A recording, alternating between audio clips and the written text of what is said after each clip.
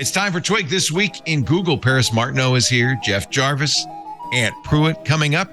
Elon Musk says if we charge $1 a year to join Twitter, maybe the bots will go away.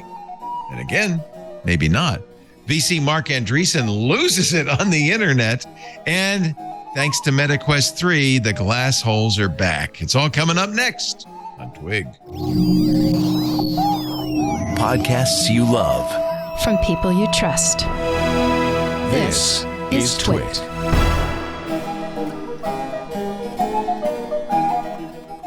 This is TWiG. This Week in Google, episode 738, recorded Wednesday, October 18th, 2023. The Deorbiting Professor. This Week in Google is brought to you by MyLeo. MyLeo Photos is a smart and powerful system that lets you easily organize, edit, and manage years of important documents, photos, and videos in an offline library hosted on any device. And it's free. See what has us so excited by visiting myleo.com/twit. And by our friends at IT Pro TV, now called ACI Learning. ACI's new cyber skills is training that's for everyone, not just the pros. Visit go.acilearning.com/twit. TWiT listeners can receive up to 65% off an IT Pro Enterprise Solution plan. Just complete the form, and based on your team size, you'll see how much discount you can get. It's time for TWiG This Week in Google, the show where we cover all kinds of things you can find on Google. Hello, Jeff Jarvis. I don't have my, I should have brought my card with me. I don't have my East Coast. Yeah, I'm here on the East Coast at Mom's house. Jeff is, of course, the Townite Professor of bloody blah blah, Craig Nomark, blah blah. Not for very long, so it's fine. We can forget Uni, bloody blah blah. Anyway, hi, Jeff. Hi. We're all on the East Coast this week except for Aunt. Aunt Pruitt is holding down the fort in beautiful Petaluma, California. And I'm told that the chicken sandwiches were awesome this today. I had to pass on it this time because I knew I'd be filming from here today, but I'll go out and get my own. But thank you, Twit, for the Popeyes. Was it Popeyes? No, it is a local joint. I was told it was better than Popeyes. It's from a company, restaurant called Belfair that I never even heard of in Petaluma. Right. And people were raving about it. So yeah, I had to check that out this weekend. Me too. And we're very pleased to see Paris Martineau joining us from Brooklyn. Hi, Paris.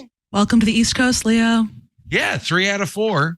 Paris writes for The Information, where she covers Amazon and other big tech enterprises. And you see right there on our lower third her signal number so that you can scoop her. Give her a scoop. Big thanks go out to all the good TWiG listeners who reached out to me last week. You know who you are. You got even, so the last time you were on, you said you'd already gotten some scoops on your signal. You got even more? Yeah, who would have guessed? People who work in tech listen to this show. Wow. Love it. And of we course, know who you're not. We don't know you. We'll never tell. Never. Yeah, it's we true. can't.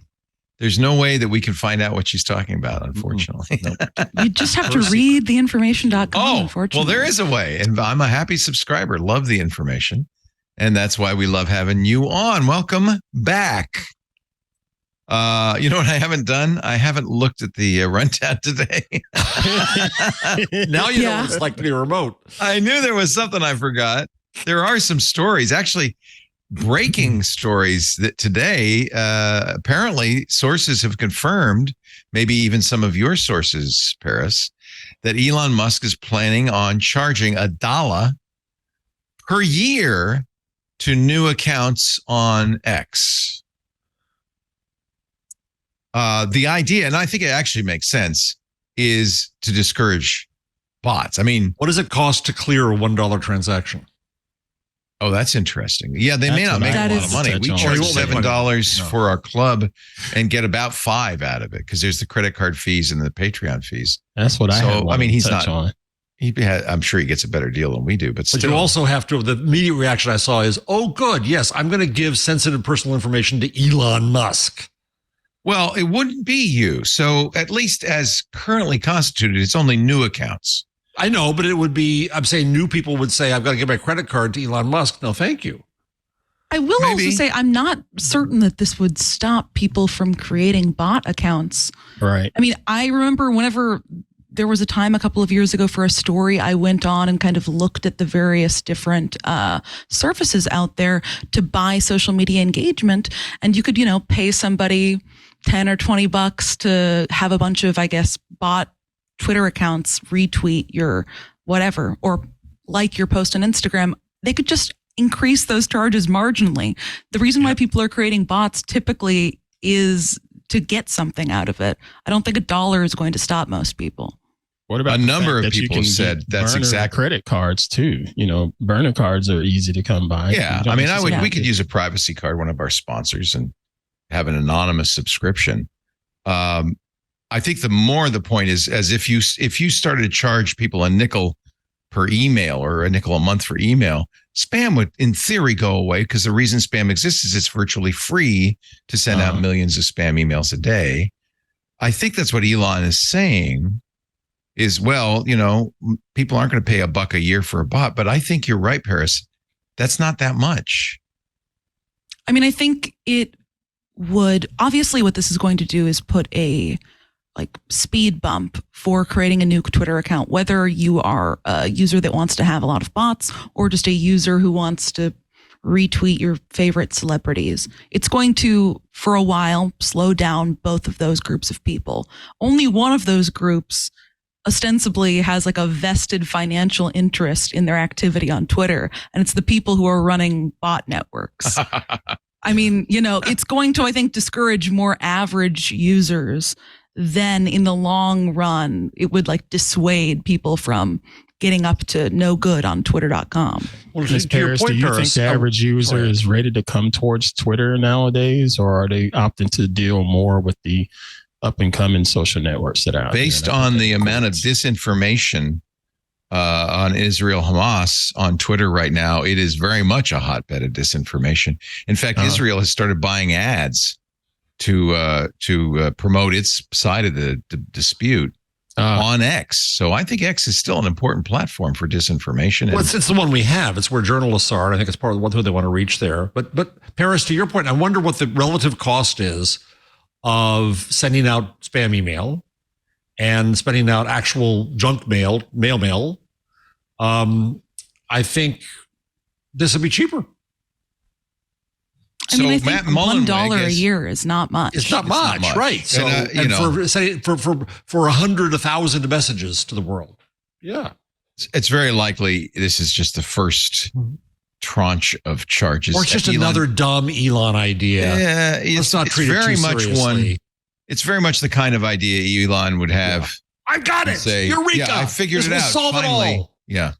Matt Mullenweg, who is, of course, the creator of WordPress and principal at Automatic, posted on October 18th, I guess that's today, cost of spam. Twitter is charging users $1 a year with the idea that it will keep out bots and spam. Actually, Twitter's calling it the not a bot subscription. Matt says it's an appealing idea, and charging definitely does introduce a proof of work that wasn't there before. And this is the important point. But the history of the web shows this is not really a big deterrent. Domains cost money, usually a lot more than $1 a year, and millions are used for spam or nefarious purposes. The spammers obviously thought their benefit would be more than the cost of the domain, or they use stolen credit cards and identities. Charging may cause a short-term drop in bots while the bad guys update their scripts, but the value of manipulating X and Twitter is so high, imagine there's already millions of dollars being spent. Matt says, and I think actually this is the right thing, he's correct here, there's no substitute for a strong, effective trust and safety operation. Actual manpower, people. Actual people. And of course, this is what Elon doesn't want to spend money on. Right. And this is what Yoel Roth has been out there saying. Yeah. Gotten rid of the entire operation. What do you expect is going to happen? And you think you can do one easy thing and that's going to solve this? This is really people are difficult. This is, I mean, I'm editing the next book right now, and I'm going even overboard on just saying this is the internet is a human enterprise. Everything about it that's difficult is not technology. It's not even the technology companies. It's us. People are going to exploit any open system that they can. Not everybody, only a few people who ruin it for us all. That's why we can't have nice things. It's just a few people are going to do that. And it's very expensive to build up against that at scale. Siva Varanathan has said for a long time, our friend at University of Virginia, that it's a mistake to connect everybody on the earth. And I always disagree with Siva, but I think I finally got what he was saying. It's a mistake to think that one service could do it and not deal with the Mike Masnick impossibility theorem that it's really impossible to moderate human behavior at scale. On the TWiT instance of Mastodon, little old Leo there can do it, but much bigger than that, no. Heck, I'm just happy that he's actually doing something about this spam and bot problem, considering that was part of his message of not buying it back in the day. Isn't that ironic? We're coming very close. In a week, it'll be the 1 year anniversary of him being forced to buy it. And he tried to get out of it, saying there's too many bots. The monthly or daily active user count is way overinflated by bots. And it's taken him a year to come up with this solution. We will see if it works. They're starting it in New Zealand and the Philippines. Newly registered accounts there must now verify their phone numbers for authentication. Not going to do that. Those who choose not to subscribe will have limited privileges restricted to read-only actions. So you could create a free read-only account, but you can't post. You could read, watch videos, and follow accounts. I'm fine with that. That's what my wife does. She doesn't want to post anything, but she reads. She knows crap ahead of me by hours. Well, this is also in the face of news that, and I don't know, maybe Paris, if you can confirm or, not this information, that Twitter's use is plummeting, is falling dramatically. And I was going to say, I don't know specifically. I'd have to check a few things out. But the thing that this made me think about is Twitter is right now in an advertising crisis. Right. In part because usage is down, ad views are down, and advertisers have left. You're really kneecapping the future business if you're setting up a system where every new user has to pay you $1 to sign up. I mean, that is death for a platform.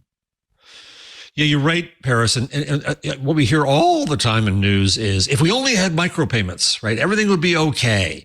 Lex Friedman just discovered that recently. Like, micropayments, if I could just pay $1 for an article, any speed bump will drive people away. Mm-hmm. It's funny. Lex is showing his youth here because we've been saying this since the beginning of the internet. I was going to say every 3 months a tech guy discovers micropayments. Yeah, exactly. Yeah, exactly. I don't think micropayments is a solution. And I think it's also important to point out that really the main reason advertisers are leaving X is because it's not the kind of, you can't be guaranteed, it's not a good environment. Advertisers are very sensitive to the content around their ads. We have all sorts of riders in our contracts about things that, you're not going to, do this or that, right? And if you do, we can pull the ad. Of course, we are a good place for advertisers to be, but Twitter, you can easily see, is problematic.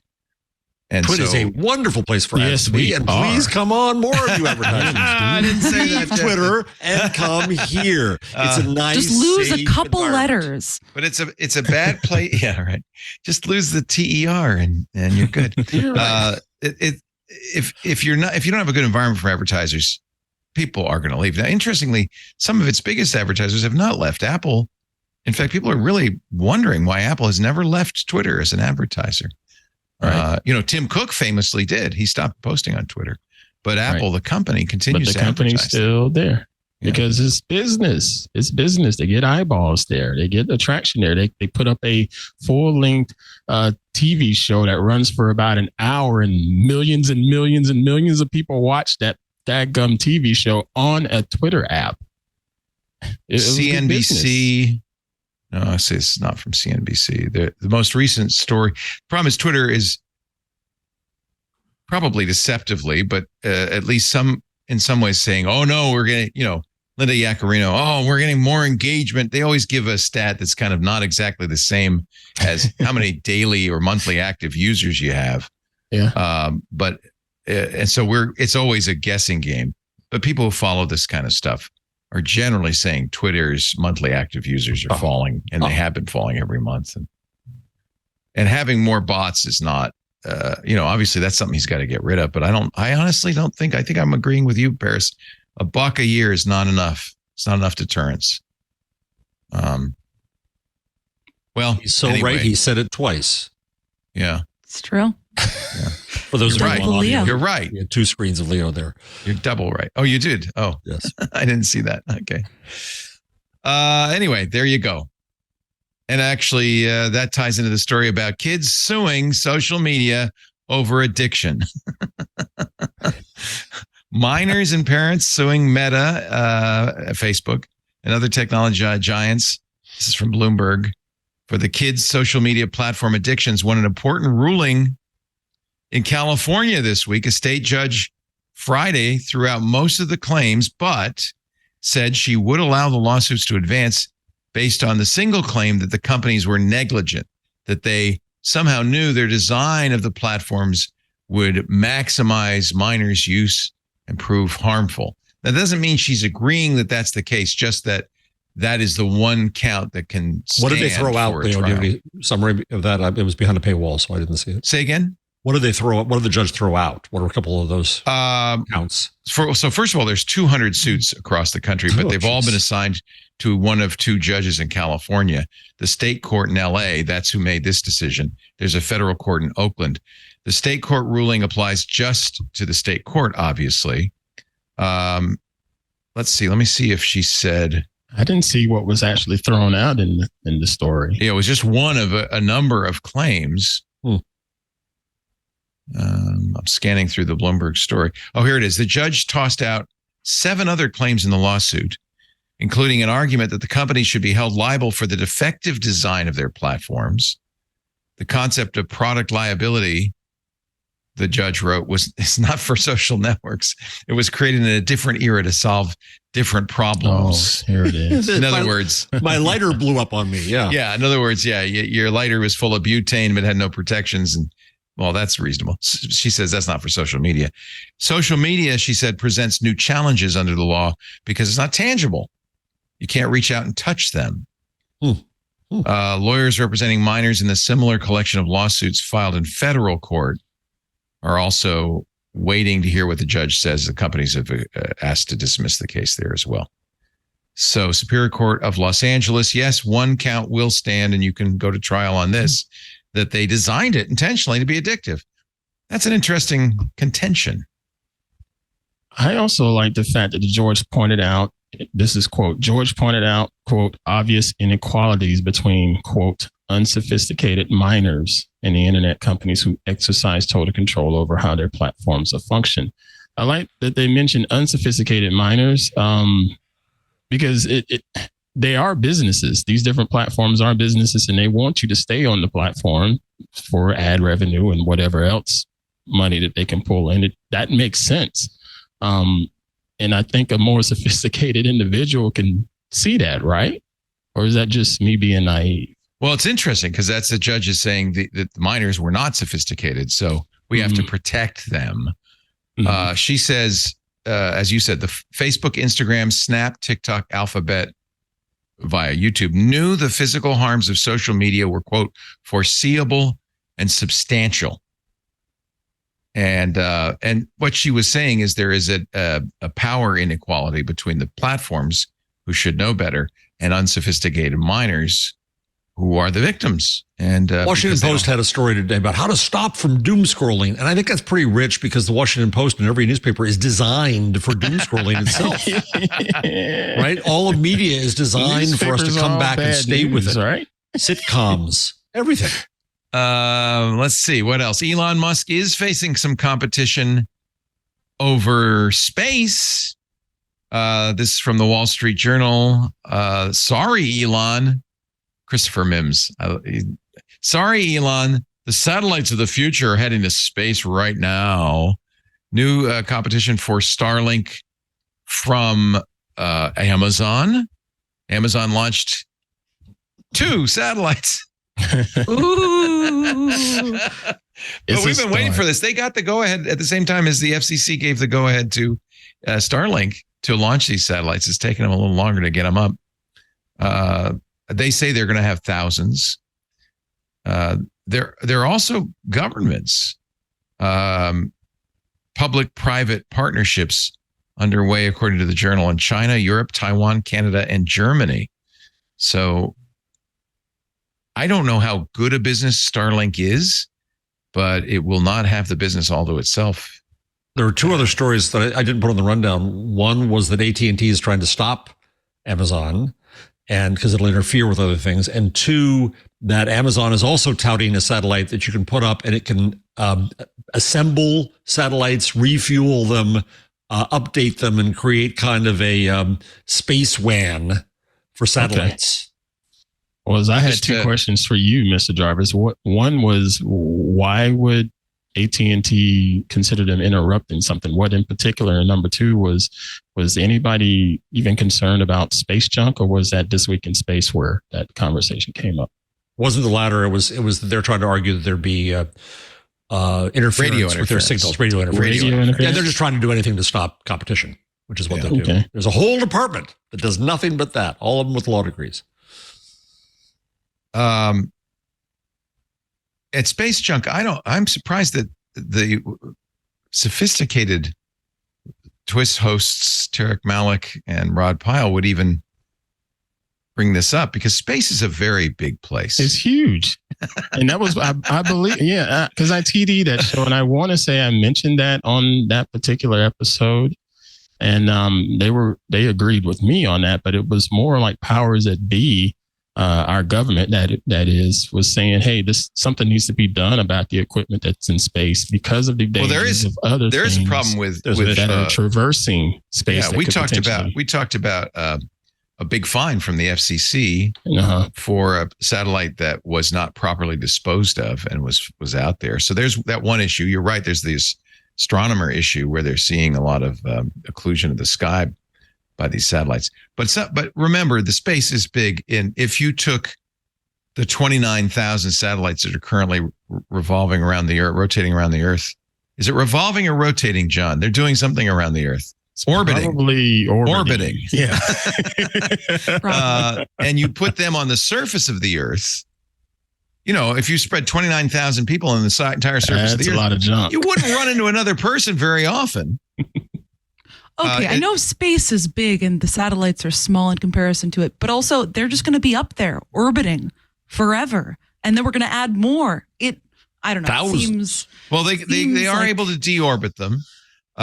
Do they have another robot for that? Was one of the Amazon robots? No, actually, Elon responded to this with SpaceX with the Starlink satellites by giving them thrusters, and they can, when they're done, and they do have a limited life, they can either thrust to a higher orbit or decelerate. I like deorbit. That's what I'm doing in my career at the end of the year. You're deorbiting it. Emeritus deorbitus. When we were at lunch with Mom at her old age home, one of her compatriots, who's got to be at least 80 or 90, said, because Mom goes around saying how famous I am. And Ross said, I had my daughter look you up and it said you're retired.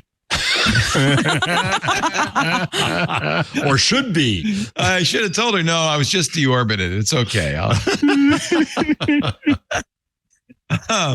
Where were we? Anyway, Elon Musk facing. I think it's a good thing. I think one of the problems I have with Starlink, at the time before it launched, we all said, oh, this is going to be great. We're going to put satellite internet access in every corner of the Earth. It'll really, I thought, make a big difference in areas where there isn't good connectivity. Not so much for the first world, but the developing nations. Yeah. But he charges so damn much for it that it's not even really economically viable for many people in the U.S. So is it a fair cost for him as a company to charge what he's charging? Sorry, Ms. Paris. Sorry. I didn't. Go ahead. What is? Is it a fair fee that he's charging based on, what his company is putting out there? Well, the journal says he's not going to make a lot of money. He's not making a lot of money. He charges, what is it? It's $450, $500 to get the gear. And then it's $129. It was $100 a year. And I think it's gone up above that. Oh, a month. Okay. I'm sorry, not a year, a month for the internet access. That's a lot. That's a lot. Yeah. That's a lot. But apparently it's not. Money. He may be losing money, and that's actually an interesting thing. That's the standard. The priority is $250 to $1,500 a month for 40 to 220 megs. Oh no! I mean, we get fiber here much faster than Starlink for $60 a month. Yeah. Sorry, Paris, you were going to say I jumped in there. Oh, I was going to say, I mean, it makes sense then that the most I've heard people using Starlink is at Burning Man. Burning Man and the Crimea. So that's, Yeah, the two genders. And the Wall Street Journal says ships at sea, right? Yeah. But they also say it must be said for most people in the developed world, terrestrial internet is already pretty good. Yeah. And with the expansion of fiber and 5G getting better all the time, so one appropriate response to the promise of all this internet bandwidth, says the journal, is essentially, how big a deal is this really? They quote Tim Farrar, president of Tim Farrar Associates. He should be the president of that. It's an interesting coincidence, though. There are a few Elon Musk fans out there, says Tim Farrar of Tim Farrar Associates. But in general, the economics of satellite internet are not as good as, say, 5G wireless on the ground. I mean, the promise was you were going to connect the unconnected. The latest number I saw is like 5 billion people have some connection to the internet right now, and the population of Earth is about 8 billion. So, and how many of those can afford this? Yeah, if a billion people, if you've got a market of 1 billion people, that's not peanuts. Right now, Starlink has about 2 million subscribers, which is frankly kind of bad news for all those other people launching. Oh, he was going to have like 20 million. He was going to have a huge number. He's 1/10 what he had expected back in 2015. Right. So anyway, don't know what there is to say about that. I think it's good to have competition, frankly. I mean, Google Fiber did a world of good by threatening to put fiber in people's towns, and that brought prices down and brought Verizon and AT&T and others in to put in fiber themselves. So competition is good in this space, and that's one thing that telecommunications companies hate and have fought against. And as you said, AT&T don't like it either. Are you ready for the Netflix store in your? I bet you there'll be one in Brooklyn. Oh, sure. Williamsburg, at the very least. Yeah, Williamsburg. Yeah. Netflix to open store where fans can play, shop, and eat. It'll be called Netflix House. H-A-U-S or with an E at the end? H-O-U-S-E. Oh. Initial locations in the U.S. will be followed by global expansion. But for some reason, this is from Bloomberg, don't get your hopes up. For some reason, it won't be till 2025. Not next year, but the year after. Hey, a Netflix house isn't built in a day, 2025 will get here and this will all be forgotten. Yeah, maybe. This was a bad idea. No. I tried to propose a TV Guide theme park when I was at TV Guide. Wait a minute. What would it have? Lousy crossword puzzles and brief capsules of... No, the shows. I see. Yeah, well, they're going to do a Squid Game obstacle course. Yeah. Did you send anybody down to the Google Visitor Center? Which is talking to me? Yeah, you TWiT. You cover the world of technology. You have a show about Google. Like who? Send a correspondent down. Would you go down? Send Jeff. Jeff, do you want to go down? Actually, I'm going to go down there when I'm in town. Where is it? It's at in the Big Tenny thing, the HQ. Look it up. It's got. Talking about the Big Tenny thing, the new headquarters building thing. Oh, right. What do they have? It looks all like kinds of great things. Like circus tents. Oh, I'll go down. Sure, I'll volunteer. I'm over there. Hold on, let's look it up here. The visitor experience. Welcome to the Will they have a Squid Game obstacle visitor course? Experience. 5 things you can do at the Google experience. What? Tell me. Learn something or meet someone new at an event. Nope, not going to Go on an artwork scavenger hunt. Get a taste of the Google at the Google Cafe. However, you have to pay, you poor schmuck. A taste of Google. Discover and support Cafe, local businesses at the pop-up shop. And number 5, experience how our hardware products and services work together at the Google store. Unless, of course, you have Google Workspace, but I won't go into that right now. Why do companies do this? What is this? This is a zero interest rate phenomenon. Free money. Like this is something that will not be happening for the next couple of years. That tent. I remember. Well, that tent is there. I mean, that tent is there. They're not building another tent. No. Netflix House is going to also have a mix of retail, dining, and live experiences. When you say Netflix and chill to somebody, you don't say, "Hey, let's go down to the Netflix house." I gotta tell you, Mr. Laporte, that is so 2020. What you Netflix just said. and chill. People don't do that anymore. Yeah, that's. What do they do, Paris? You're young. Doom Did you- scroll. Doom scroll. You sit at home. Lonely, Sit at home sad, and be eating upset. eating ice cream out of the container and doom scrolling. Yeah. Yeah. Eat That's vegan what we did, too. froyo. Yeah. That's what my generation did. Except we didn't have doom scrolling. We had to channel surf. I was going to say, you're Channel. passing stone tablets back and forth solemnly. That's us. It just Scrolls. sounds like We such took a bad actual idea. scrolls filled with Doom We prediction doom scrolled. It was and scrolls. rolled them. Yes. That makes Turn the sense. scrolls. Netflix Just- has been doing this. They've been experimenting with pop-up fan experiences for a couple of years. The word experience. Oh, Yeah, 40 of them in 20 cities around the world, including the Queen's Ball, a Bridgerton experience, a night of drinks and dancing inspired by Bridgerton. That's traveled around, actually. A pop-up Netflix store at the Grove Shopping Mall in Los Angeles. Did you ever, Paris, go to any of those Instagram pop-ups like the ice? What was there, an ice cream? No, I never did. I see them. There was a museum of ice cream. That's what it was, a museum of I ice cream. did see for a while, I believe Netflix had a Stranger Things experience at the Brooklyn Navy Yard near me. A fact I only know because when I would be going to, I took woodworking classes there at night for a while. And it was very ominous because they had part of the building lit up with the neon red Stranger Things lights. Ooh. So it looked very spooky to bike by at night. But Would you go into the what do they call it? The underworld, underland? They had- something, I want Yeah. to say Underdark, but that's from D&D, so that's probably not it. Yeah. I could see for Halloween, that'd be kind of cool. Yeah, I mean, it reminds me of like Universal Studios Halloween Horror Nights or something like Yeah. that. But I don't really understand from a brand perspective, what is this The Upside do Down. for a company? The Upside, Upside Down. Down. You're right. The Demo Gorgon. Yeah. Ah, That would yeah. be cool. That'd be fun. Yeah, Better Temporarily, than a though. horror house. Temporarily. I think not we on a need the permanent TWiT basis. experience. that's true. We do need the TWiT. We need Yeah. the TWiG experience. Yeah, the TWiT experience. What would the just Twig generally. experience be? You come in, you expect Google, and you get something else? You play with a little Pretzels? puppy. You hang out at Leo's big desk.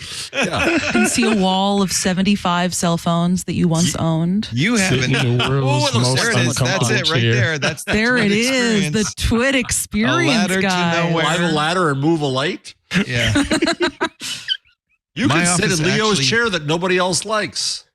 Yeah, I don't even like We my can mom. put That's another your thing. face on a screen next to Leo. I made Yeah. my mom. She might be watching right now. I set up YouTube Live on her TV. I Hi, said, "Watch, I'll Mom." be at your house. You can see your house." And she said, she was talking about the leather chair I sit in at the studio. She said, "You need to get some leather care products on that thing. It's really looking bad." She's right. She's right. She's right. As So, always. John, get right on that, will you? All right, let me take a little break and talk about a sponsor. Then we'll be back. We're having fun, aren't we? There's lots of Yep, yep. news, and we've got a great panel. Paris Martineau joining us from The Information. Wonderful to have you here once again, Aunt Pruitt. He is our community manager in the club, as well as the host on this show. And you also do, people don't know, behind the scenes, you do floss, and you do twists, and TD, Twiant, twist, Twiat, and floss. and you do a good job with all of that. Thank you. Thank you, Aunt. And of course, Jeff Jarvis. No one really knows what he does. No. Emeritus. He is in the what did you say? Deorbited. I'm deorbited. The deorbited professor. I'm like Skylab. I'm soon going to be black junk on the ground. Our show today is brought to you by Mylio. I love this company and I love this product, and I want you to try it. It's absolutely free. Mylio Photos. It's a smart, powerful system that lets you easily organize, edit, and manage years of not just photos, but all your documents, videos too, in a library that, by the way, is not necessarily in the cloud. You can host it locally on any device, totally free for a device. And I always get nervous when people say, "Oh, it's free." Like, well, okay, but you need to make money, right? So there is a Mylio Plus, and You could try it for free on your computer, on your phone. Works on Mac, Windows. It works on iOS and Android. And then if you decide you like it, you can subscribe to the Plus very affordably. That's what I did immediately, because then you can have your photos everywhere. And you could choose between thumbnails, optimized, and original photos stored on all your devices. But here's where they're not stored. They're not stored in Google's cloud. They're not stored in Apple's cloud. They're not stored in Microsoft's cloud. They're stored on your devices. Now, if you want to back them up, you can. I have them on my Synology NAS. There is even encryption built into Mylio that allows you to encrypt it and then store it on these clouds without any privacy concerns. I love that. It's the solution for digital management, photos, videos, yes, documents. You can have it automatically upload. You can attach it to your Instagram account, Facebook account, Flickr account. I took all my photos from Google Photos out in Google Takeout, and it can import them automatically. It can dedupe them so you don't have duplicates. It was the best way I could find to go to all the different places I've been putting my pictures all these years, collect them into one library, deduplicate them. And now I know for the first time ever, I have 200,000 plus photos, unique photos from my whole history of recorded time in my Mylio library. That is awesome. I mean, that is incredible. And now you might say, well, 200,000 photos, how do you find anything? Mylio has all sorts of AI features built in to do automatic face recognition, not in the cloud, but on your device. They also have fantastic tagging, smart tags that will use AI to find specific things like, bicycles for Paris, woodworking. You can also have activities, camping, swimming pools. It does this all automatically, and you can use those tags to find whatever you want. Now, they've just added something. This is one of the other things I love about Mylio is it's in constant development. We knew about this for a while. We weren't able to tell you. I can tell you now, they've just added spaces. The spaces tool lets you determine what's visible and what's not, which means you can now collaborate at work or with the family, and people can see what you want them to see, but not see what you don't want them to see. Custom categories in a quick collection that's easy to share. So Mylio photo users can collaborate on editing, managing, even sharing media in any given space. This is a huge new feature that I'm going to use with my family, my extended family too, because I could say, hey, here's all the pictures of us. And you don't get to see the pictures, my other pictures, which is great. Spaces can be private. You can password protect them, PIN protect them. You get extra security when you're sharing your spaces. I have been blown away by Mylio Photos. It's the tool I've been looking for ever since Google bought Picasa and put it out of business. But it's so much more. And as I said, you can even have it automatically add from your documents folder. So I have it pulling in all my Google photos, all my Flickr photos, my Instagram photos, my Facebook photos, my Macintosh photos, all into one library, sorted, tagged, optimized, no cloud storage required. Offline storage means I don't have to worry about privacy concerns. I don't have to rely on the cloud to keep files accessible. They'll actually sync from my phone to my desktop, to my other phone, to my other desktop. It is fantastic. And now with spaces, private, password protected spaces, I just think this is great. The best thing to do, though, it's hard for me to describe what this can do until you try it. It may be confusing, so just download it. It's free, and see what's getting me so excited. This is the tool I've been looking for. Mylio, Mylio, Mylio Photos. It's on your computer. It's on your mobile device. You can put it anywhere you want and use it to your heart's content for free. And then if you want to put it on multiple things, there's a subscription for that. Mylio.com/twit, Mylio.com/twit.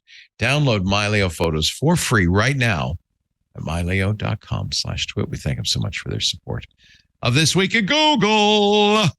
Thank you, Mylio. Back we go. Paris Martineau. Great to have you. Aunt Pruitt, Jeff Jarvis. Gosh, I don't know where to go next. Threads got an edit button. Andreessen's crazy. What's Andreessen Manifesto. up to? Oh, you didn't. Yeah, I wanted to hear your thoughts this? on that. It was so dadgum long. I got bored through it. So Mark Andreessen, who we should explain, was at NCSA Urbana and wrote the first browser with a team called Netscape, later left to found Mozilla. Was it Mozilla? No, Netscape. No, I'm sorry. I take it back. Rewind. what was the browser he wrote when he was at NCSA? What was it called? I know this. It was one of the early browsers. He then left and started Netscape, and actually started charging people for it. It was a huge $1 billion. A Mosaic. Mosaic. Thank you. I keep saying Mozilla. Mosaic. Google says you're welcome. Yeah.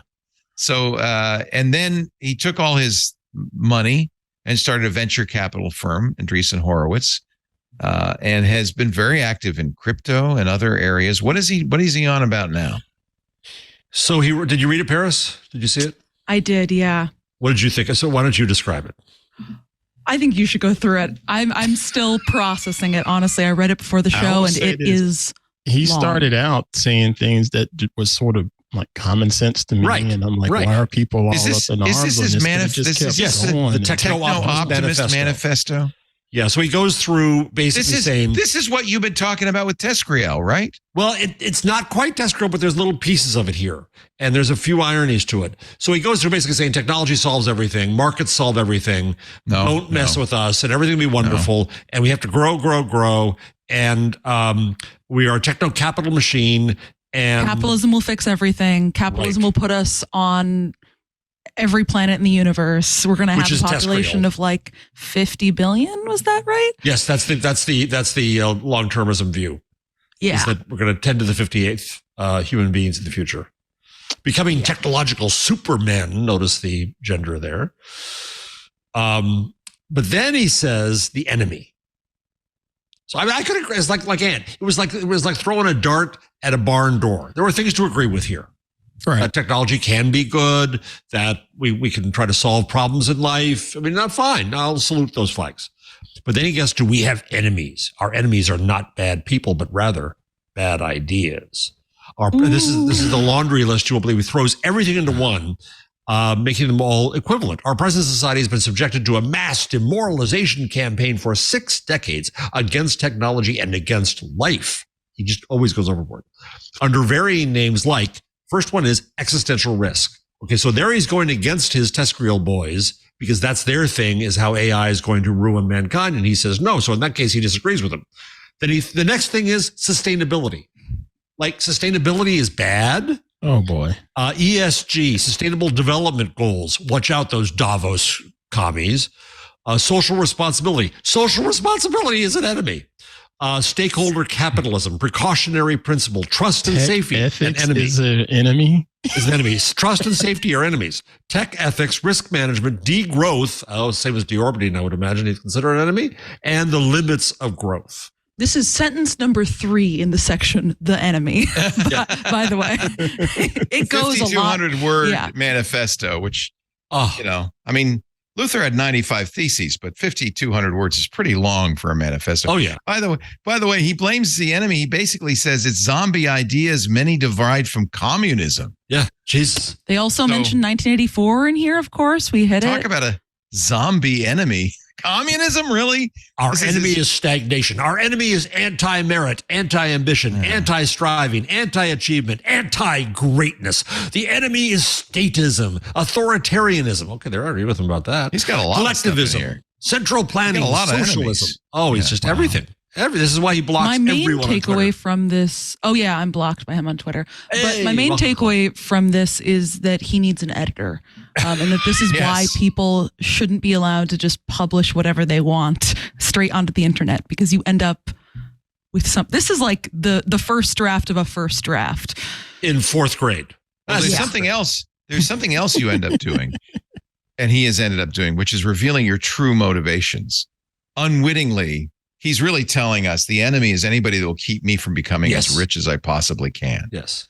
And this is really who Mark Andreessen is. And that's effective altruism, and that's TESCREAL, and that's the belief that we know best. This is essentially a venture capitalist, one of the billionaire cronies. I don't know if he's a billionaire, but he thinks a billionaire wannabe, if not, who say, stop getting in our way. This is Larry Page saying, we need a Google Island where nobody gets in our way. No permission. He names the patron saints of techno-optimism. Yeah. It's quite Buckminster Fuller, Clayton Christensen. I love Bucky. Yeah. Bertrand like Russell. Here. Nietzsche. Adam Smith. Okay. This is just, you're right, Paris. It's almost a brain dump, and not a written manifesto, making a cause for something. So, Paris, I wanted to bring this up because I'm curious, since you're not in the West Coast, good for you. But since what you cover is, because you're out here now with Leo in God's country, the East Coast. That's true. Where we're meant to live, where we don't have earthquakes and mudslides and all the things with God trying to tell you to get out. No, we're here in the nice East Coast. Just tornadoes and hurricanes. That's all. Not often. Yeah. How, with Tescriel, with the craziness of Musk, I mean, I worked at People Magazine. I covered celebrities, right? I wrote cover stories about Mr. T and John DeLorean, right? So I've been around those people, but this is a whole weird kind of celebrity. How do you, at the information, deal with these personalities? It's difficult. And I wouldn't say it's like difficult on a day-to-day basis, but it's something that because I am not on the West Coast physically surrounded by it on a day-to-day basis, that I sometimes forget the extent to which a lot of people live in that bubble. For instance, I was reporting a story earlier this year on this company, like a healthcare startup called CareRev. It ended up being a story about how kind of the startup essentially does kind of like Uber, but for nurses. The details of it aren't really important. Essentially, I haven't heard Uber for in a long time. That's I know it's a real good throwback. But essentially, the CEO is kind of one of those tried to be like an almost Elon Muskian type, but a little more off kilter. Said a lot of things about disregarding healthcare regulations, bragged to his employees about being on LSD during fundraising and like doing drugs at work, that sort of stuff. End up publishing this story. He gets pushed out by the board before it hits publish. But as part of it, I have to call up a bunch of the investors and be like, hey, we're publishing this story. The CEO said that when he raised tens of millions of dollars from you, he was on LSD. Do you have any comment? And one of the people called me right back.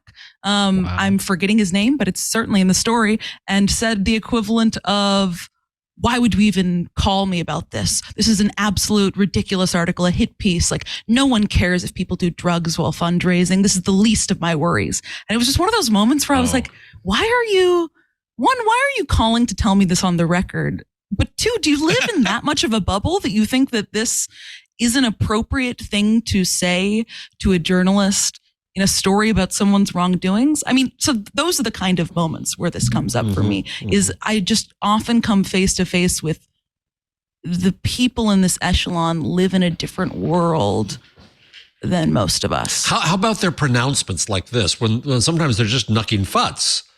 How do you deal with having to treat them seriously? Because these are people you cover all the time and have, let's be honest, access to, and are working in Here's the companies that matter. Here's the problem. Mark Andreessen, like a lot of people, was very lucky. Oh, yeah. And because he was lucky, he believes that he knows the answer. What he doesn't understand is he was just lucky. And he was just the right place, the right time. Basically, he was a coder who wrote the first browser and got Jim Clark to take him on, and they had a big IPO. He made a lot of money, and now he can walk around. I love Amanda Silberling's take on this. She's going to be on TWiT on Sunday, so we'll ask her about it on TechCrunch. When was the last time Mark Andreessen talked to a poor person? Venture capitalist Mark Andreessen posted a manifesto calling for techno-optimism in a frenzied 5,000-word blog post that somehow manages to reinvent Reaganomics, propose the colonization of outer space, and unironically answer a question with the phrase QED.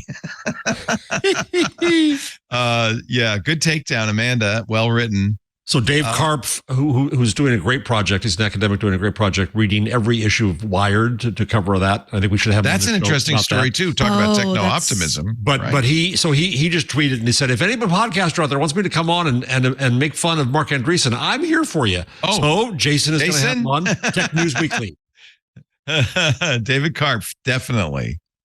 By the way, as Silberlin points out on TechCrunch, Mark's venture firm, which he shortens to A16Z, is investing increasingly in defense companies, including Palmer Luckey, another man who is extremely lucky and thinks he's brilliant. Palmer Luckey's controversial startup Anduril, which manufactures something we all need, autonomous weapons. He also points out that regulating AI is murder, he says. Well, of course. Of course. Murdering AI. Not like autonomous weapons. Those aren't murder. No.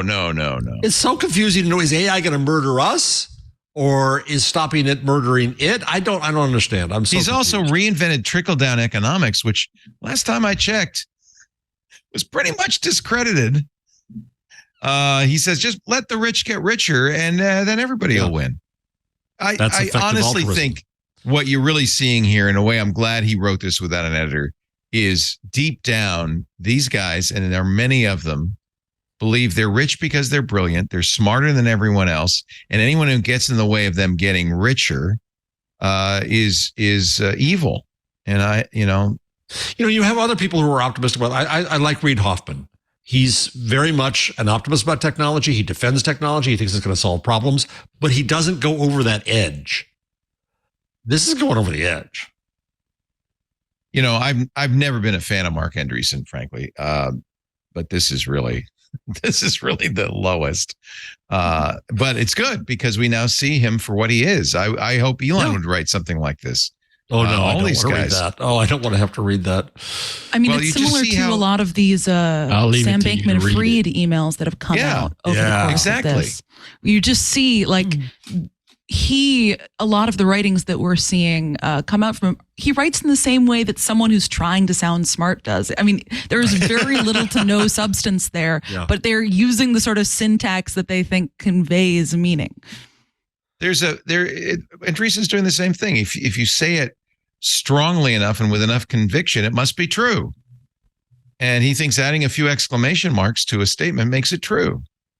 Well, the other problem too is that I'm a fake academic. I'm not a real academic. I just play one on TV. You know what, Jeff? You can't say that anymore. You've been a professor for how many years? I'm a fake academic. I'm fake still. I have a bachelor's degree, for God's sakes. At least I finished my bachelor's degree, and that's the point. Is you have people like Zuckerberg and I mean, I think Andreessen also finished his bachelor's at least. He was a graduate student when he did Mosaic. So.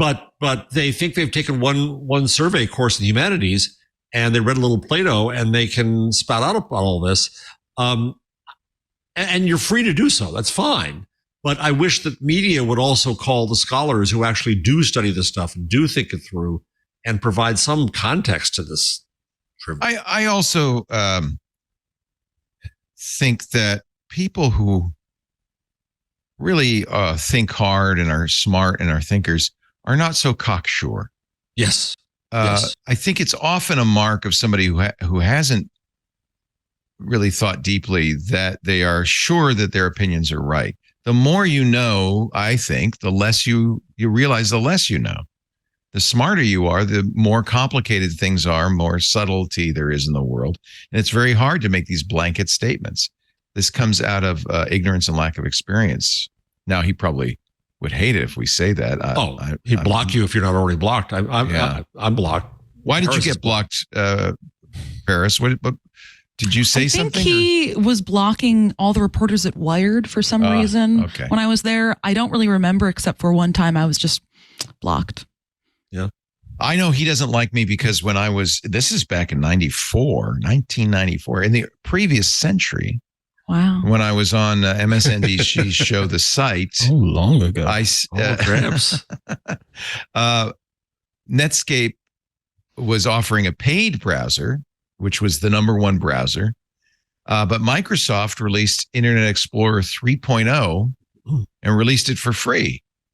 And I said, you know what? It's over for Netscape. Microsoft is now releasing a competent browser for free, as it should be.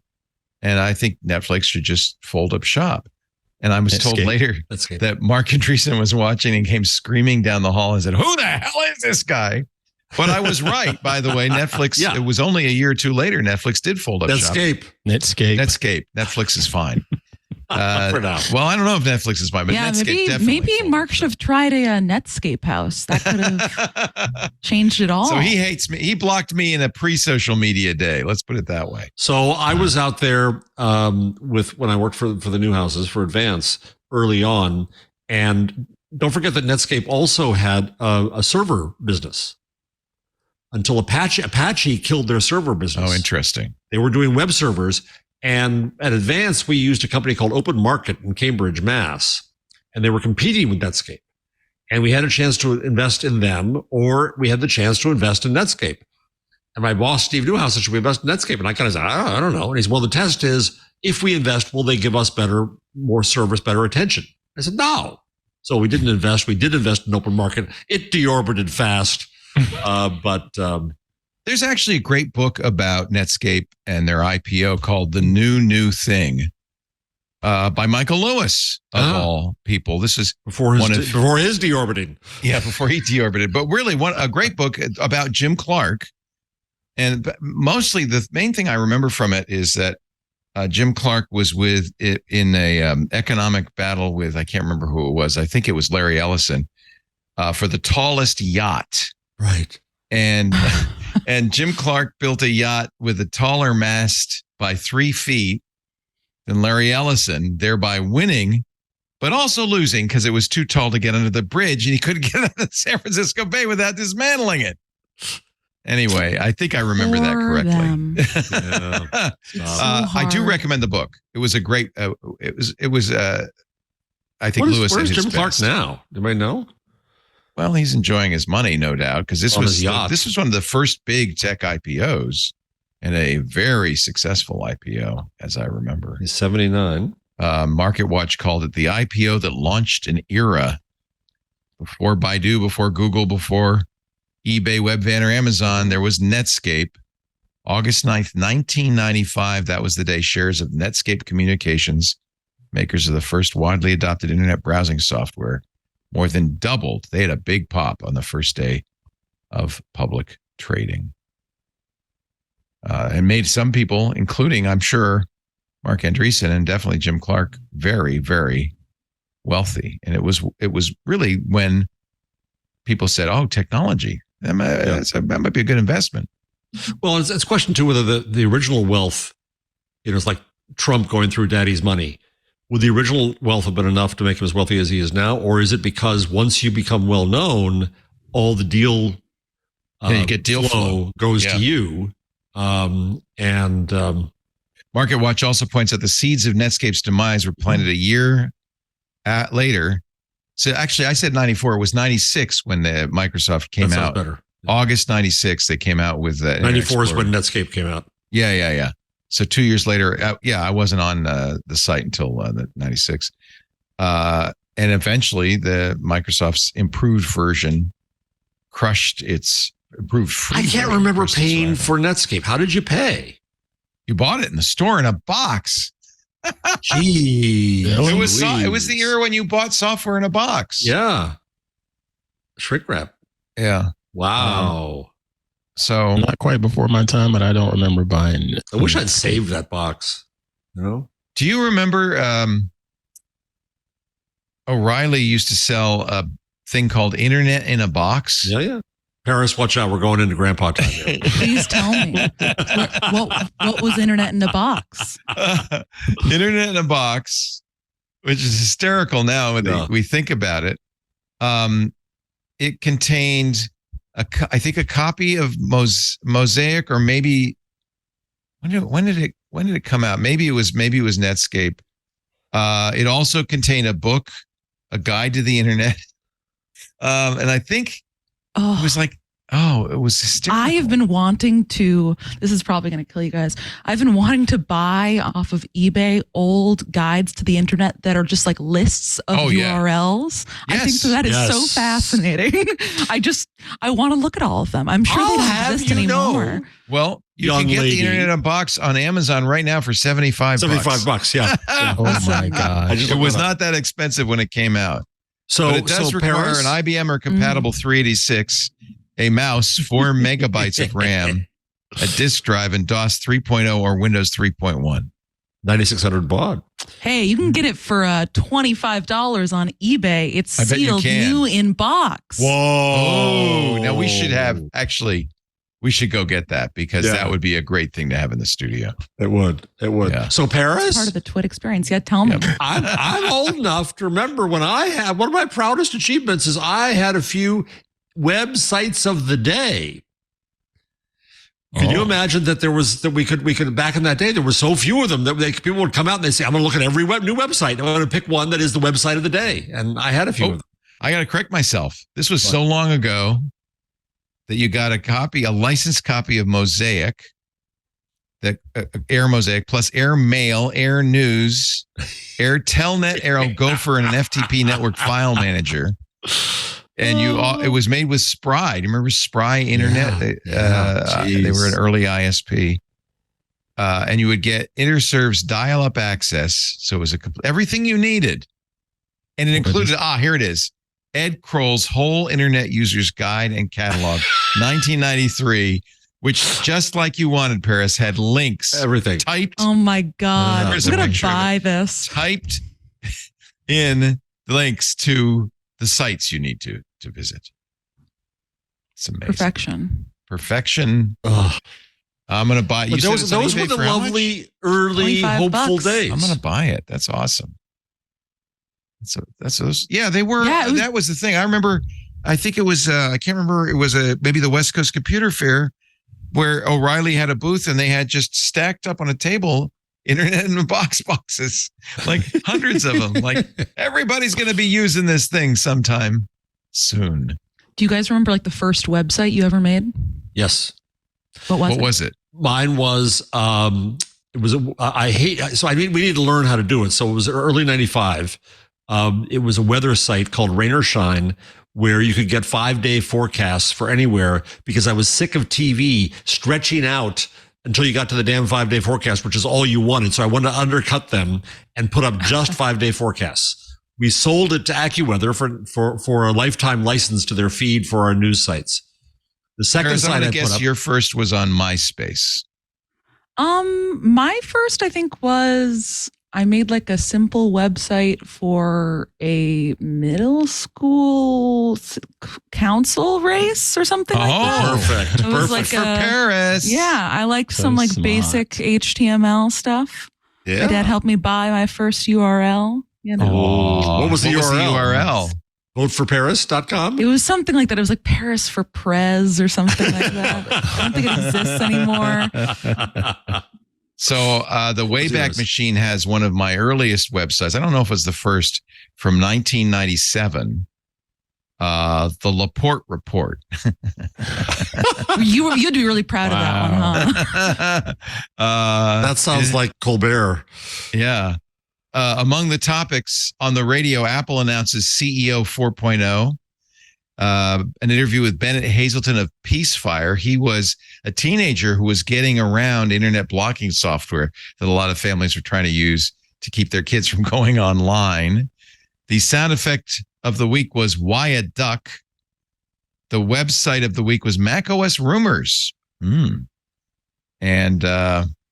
TV listings, watch special coverage on the year 2000 bug on the site on MSNBC, which was the TV show I used to do at that time. But I'm thinking that probably that was not my first site.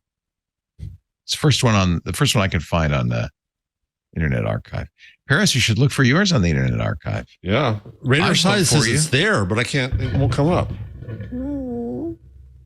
I don't remember my URL, but I knew it was through the GeoCities service. GeoCities. Oh, yeah. Do you make a little GeoCities profile? I don't know. What was it about? Was it a I fan think thing? it was Football. fairly random. I want to say it was fairly random. I remember the name behind it was my username was Physique, because my teammates used to call me Physique. I remember that's about all I remember was GeoCities. Oh, and Halle Berry. Halle Berry must have been on there somewhere too. But did you have, as I did on my first site, a rotating animated GIF of the globe? Whoa. I did not do that. I do remember that being pretty cool, but I did not do that. I had that on my site. I did. Just to show you that you could get to this page anywhere. The path from that to artificial general intelligence, we've lived it. We've seen it all. I feel like one of those old folks who remember seeing Orville and Wilbur sail over the dunes, and now I'm flying in a jet plane. Jammed in between a really big guy in shorts and a little old lady with a very sharp elbow. They didn't upgrade you, huh? You got to remember when you fly Southwest to get in early, check in early. I only checked in key thing. Yeah. I only checked. You can check in, I think, 24 hours before your flight leaves, right? I waited till 16 hours before my flight leaves, and I'm in the last group. Yeah, that's a rude move. Amateur. Oh, really? Big mistake. Oh, teens, modern day teens. How many hours on the internet did you spend when you were in middle school, Paris? I don't know. Probably none.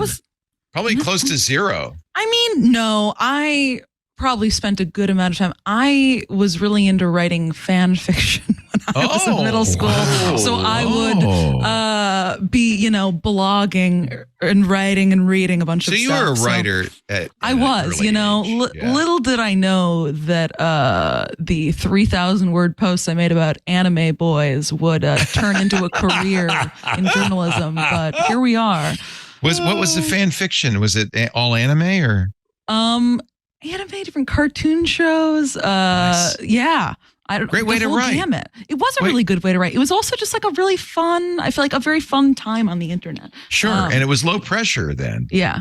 I was just thinking another one of the first websites things I ever tried to code was a Neopets. Yeah. Some sort of profile page that required, I think, basic HTML skills to put something together. And me, me being a child, was asking for people for help on the forums. One of them was like, I've been talking to them for a bit. They're like, I can actually handle it.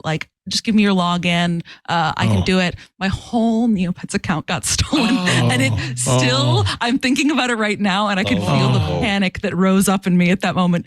My poor Neopet dig 7 was probably never fed again. My daughter, about your age, she's maybe a little bit older, was a big into Neopets, and I did create Neopets web pages. I remember asking her once, or telling her once, you got to be careful of strangers on there. She said, "Don't worry, Dad. I'm a 37-year-old guy from Detroit who drives a Camaro." And I figured, I don't have to protect her. She's going to do just fine. Well, the reason I ask is there's a story about teenagers and their internet use. This is a Gallup survey of more than 1,500 adolescents. So they took the time to find out just over half of U.S. teenagers, 51%, report spending at least 4 hours a day using social media apps, YouTube, TikTok, Instagram, Facebook. Self-reporting. I think, that is low. You think that's low? Yeah. I mean, have you ever looked at your screen time notification on your phone? Oh, yeah, you can verify it, can't you? Just look at your phone. Yeah. Everybody pull up right now. The use amounts to 4 hours a day for the average U.S. teen. The younger, the less, of course. So it's 4.1 hours a day for 13-year-olds, 5.8 hours a day for 17-year-olds. Girls, according to this Gallup poll, again, I think self-reported, spend an hour more on social media than boys. This is from the Familial and Adolescent Health Survey of adolescent teens conducted by the Gallup poll, folks. Let me see my... I'm trying to figure out. I was just trying to figure out how to find it. It's under settings and there's screen time. How I know we're oldish. But all this does is tell you what you spent on your phone. Okay, right? It's also a bit misleading because I think at least mine is set to share across devices, so it has also me on my computer. It could be your computer as well. Okay, still counts as on the internet. So tell us, social media sites. How much? What's your screen time? I don't know how to find it. Let's see. I'm in Android and I don't know how to find that. Oh God! My daily average for phone pickups is 100 pickups a day. It's deeply embarrassing. Wait a minute, answering the phone 100 times a day? No, not answering, but like picking it up. Picking up the physical phone. Yeah. Okay. First use apps after pickup are Reddit, Messages, Chrome, and Instagram. This is brave of you. You're being very honest. And I am, I appreciate I do it all that. for the content. Should I ask my daughter? What's your screen should. time, Abby? She says, "Oh my God, I don't know." Oh my God. How do I find out? On Instagram. Go to anymore. settings and then scroll down. It's screen time is like in the top. Yeah, but my daily average is 4 hours and 12 minutes a day on social. So I guess 4 hours. You're right in there. I'm right in there with the teens. With the youngs. I do think teens probably spend more time on social media though, because they don't have jobs. Yeah, this is your job. I mean, my job is looking at Twitter, so it shouldn't count. My 31-year-old daughter, who is a writer and a comic, says, "Oh, that's not bad. What is it? Today, just 2 hours and 45 minutes." That is pretty Medium good, and Crunch. She considering spends a lot of time on it's 6 Medium. o'clock She over publishes on Medium. So that counts as work. Yeah. Instagram. Yeah, today I'm 57 minutes, which good for me. On Medium or on social in general? Social. I can't find mine. I'm too old. I don't know how to find mine either. So if you open up settings and scroll down to the second bucket, you've got the top bucket up there that says airplane mode. Second bucket, it's got notifications. And at the bottom of that bucket, it says screen time. They'll say notifications, sound, and haptics. Are you on Android? Are you on an iPhone? I'm on an iPhone. I'm sorry. I forget that. No, I'm on an iPhone too. I don't see what you're talking about. But I just turned the TV on by accident. Right there. Mine doesn't look like that at all. I have limit usage, communication restrictions, lock screen time settings. Okay, you are in a part of your settings. You should scroll back and go to the main. The main settings. All right. I don't know. I give up. It doesn't really, it's probably too awful to even contemplate. Well, I mean, I just spent 5 hours in Zoom. Does that count? I mean, if you have, I guess you're using a Mac. Yeah. Is it signed into your iCloud account? Then maybe it would count. Probably, yeah. I just turned on that switch I probably shouldn't have share across devices. So it wasn't sharing across device. Anyway, I'm not a teenage girl, but I think Paris is. At heart. At heart. YouTube number 1 among all age groups. Actually, TikTok is number 2 with girls at 1.9 hours. YouTube is between 1.7 and 2.1 hours a day. I'm not surprised about YouTube. YouTube is the TV for that generation, right? Yeah, I assume so. Yep. Yeah, I agree. Personality traits, parental restrictions were key factors in teens' use. Adolescents were asked measures of what psychologists call the Big 5 personality traits. One of the scales that is particularly relevant, conscientiousness, pertains to self-control and regulation. The least conscientious adolescents spend an average of 1.2 hours more on social media a day than those who are, well, this makes sense, highly conscientious. I've got to go do the chores, got to feed the cows and churn the butter. Can't be on social media because they're conscientious. It's true.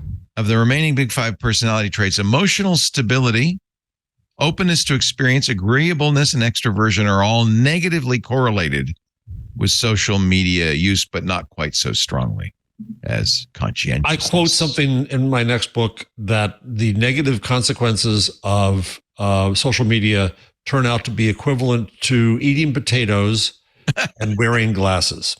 That's probably about right. So we should ban French fries for young people. I just saw a TikTok, surprisingly, this morning that said if you take all potato products, we've just learned, if you take all potato products out of your life sucks. So wow, that's huge. So I just saw that. So, really powerful. Yeah, very powerful. Parental restrictions, interestingly, if parents strongly agree that they restrict screen time, those adolescents report 1.8 hours less on social media compared to parents who say, no, we don't restrict screen. So kids are listening to their parents. I'm surprised that it's only 1 hour less, though. Yeah. Well, that's the funny thing. They're sneaky. It's still 3 hours. Yeah. I mean, I'm sure it's still more than 3 hours. Yeah. This seems low. 1 in 4 parents strongly agree to restrict screen time for their children. 1 in 4. And there's no variance between mothers and fathers. Parental education is weakly related to screen time restrictions. Graduate degree holders are slightly more likely than parents with less education to restrict screen time. The political ideology of a parent is more closely related to restrictions. 41% of very conservative parents restrict screen time compared with 26% of conservative and 23% among moderate, liberal, or very liberal. So if you identify as very conservative, it's almost half. Well, that makes sense too. I can see that. Yeah. This is obvious. And by the way, very liberal parents are twice as likely as conservative or very conservative parents to not restrict screen time. So you're saying they're liberal about their choices? Their screen with time. Parenting? Did I restrict your screen time, Abby? I don't even remember. Oh, you didn't have social media, but you had Neopets. Did you spend time on Neopets? It's different, though. You can be sure of that. Did you? What was your character's name on Neopets? You know it's back, by the way. One of them was Sifter Girl. She meant to say Spider Girl, but she wrote Sifter. And she was so shocked that the username was available, she just took it. Spider Girl is Sifter Girl. My kids didn't do social media back then, but there were still screen restrictions because my now college boy, he had a phone before the other kids did. And it was basically just a gaming device for him. And, I still had to cut it down and say, all right, you need to put the phone down. Just every now and then get up off your butt and go outside. That was my Paris, when did you start playing video games? Because I know you're a gamer. I think I had a Game Boy, the original ones before they kind of had the color, and I don't think I ever had restrictions on them. Yeah, I had a Game Boy. I had an Xbox. So your parents said, "We don't know what you're doing up there, but go ahead and do it." They didn't. Yeah, I don't think really cared. I got outside enough as a child. Yeah, I think you that rode your was, bicycle to woodworking class every Thursday. Listen, I do have a lot of hobbies now. I think that is adulthood is just collecting hobbies, and I love doing it. That's a very good perspective on it, actually. Is there a class for sequining mannequin body parts? There is not, but I could. Honestly, there teach probably is. I'm sure you can teach it. There probably is, but I could teach one. Yeah. I'm thinking of taking a sewing class next. Oh, that's good. To add to my repertoire. I have to say, during COVID, I sewed hundreds of masks. I really enjoyed it. It's very satisfying. Hand sewing or? No, I got a machine. I bought a sewing machine. That. Yeah. I bought the fabrics and stuff and made masks for the whole family. Yeah. Well, show off one of your mother's handiworks behind you. Oh, yeah. Well, that's probably where I got it. She was a big from. textile. I've showed these before, but she was big into textiles. This is a crocheted, I don't know. What is that? A chipmunk? What is that? I don't know what that is. A squirrel? Maybe a squirrel. She made the clothes sort of too, rodent. though. No, or a now fox. Yeah. The fox. What do you think? a tiny mammal. Yeah, a tiny mammal. A small mammal of some kind. These are bunnies. Bunnies. Yeah, you could tell. So cute. They are very cute. They're so cute. They're very cuddly. She could have had a business. You know, I told her that. She said, "No, this takes me so long to make. I'd be making $1 an hour. It's not worth it." Yeah. All right, let's take a little break. We have more to talk about. Tons. On This Week in Google. Jeff, why don't you get to work and pick something? Because I don't know what we're going to talk about next. So I'm going to let Jeff Jarvis be in charge. That's Leo's way to say he forgot to read the rundown. I forgot to read the rundown. No, otherwise, he would never let me. He would never suggest that. I am going this. I've done this before and it's worked very well. Each of you pick the next biggest story that you want to talk about. Paris can do it. Ant can do it. Jeff, you can do it. What's the big story of the week Although I have to say that Mark Andreessen Manifesto was pretty. That's why I wanted to go there. Yeah, that was pretty That amazing. was pretty. I think I'll count that as my first pick. Paris gets the first pick, then I'll do a second pick. Okay. Okay, so we're throwing to me now. Yeah. Yes, we Well, are. you got time. I'm Yes, going to we do are. a commercial. Sure, I've So got you a time. whole ad read. You got time. Yeah, I'm going to do a nice long ad read. All right. As is his I one. was about to say, isn't when Jeff gets to host the show, is that where he just starts asking personal questions? Is that Yeah, how this that's happens? Jeff right Yeah. there. He wants to know about people. Me, I couldn't care less. So there's just a little difference between me and Jeff. Our show today, I'm very pleased to say this is a really interesting company you want to check out. Brought to you by HID Global. You can reduce risks, you can cut operating costs and complexity when you outsource your public key infrastructure operations to HID Global's cloud-based PKI as a service model. It provides automated management of the complete certificate life cycle and encryption. HID Global is your one-stop shop. It simplifies private and public PKI management with one predictable price on one easy-to-use platform. Their simple subscription plan has no additional charges for additional certificates under your plan. Geographically dispersed and scalable architecture across multiple regions. HID Global goes wherever AWS goes. And it really eases your procurement pains. With HID Global, you'll get up and running in 2 weeks. That's a lot faster than the other guys. Their assistance with deployment always includes their incomparable white glove service, expertise, and knowledge.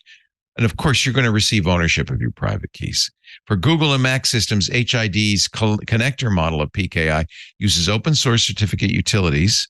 So your organization can use multiple operating systems, which is important these days in the BYOD environment.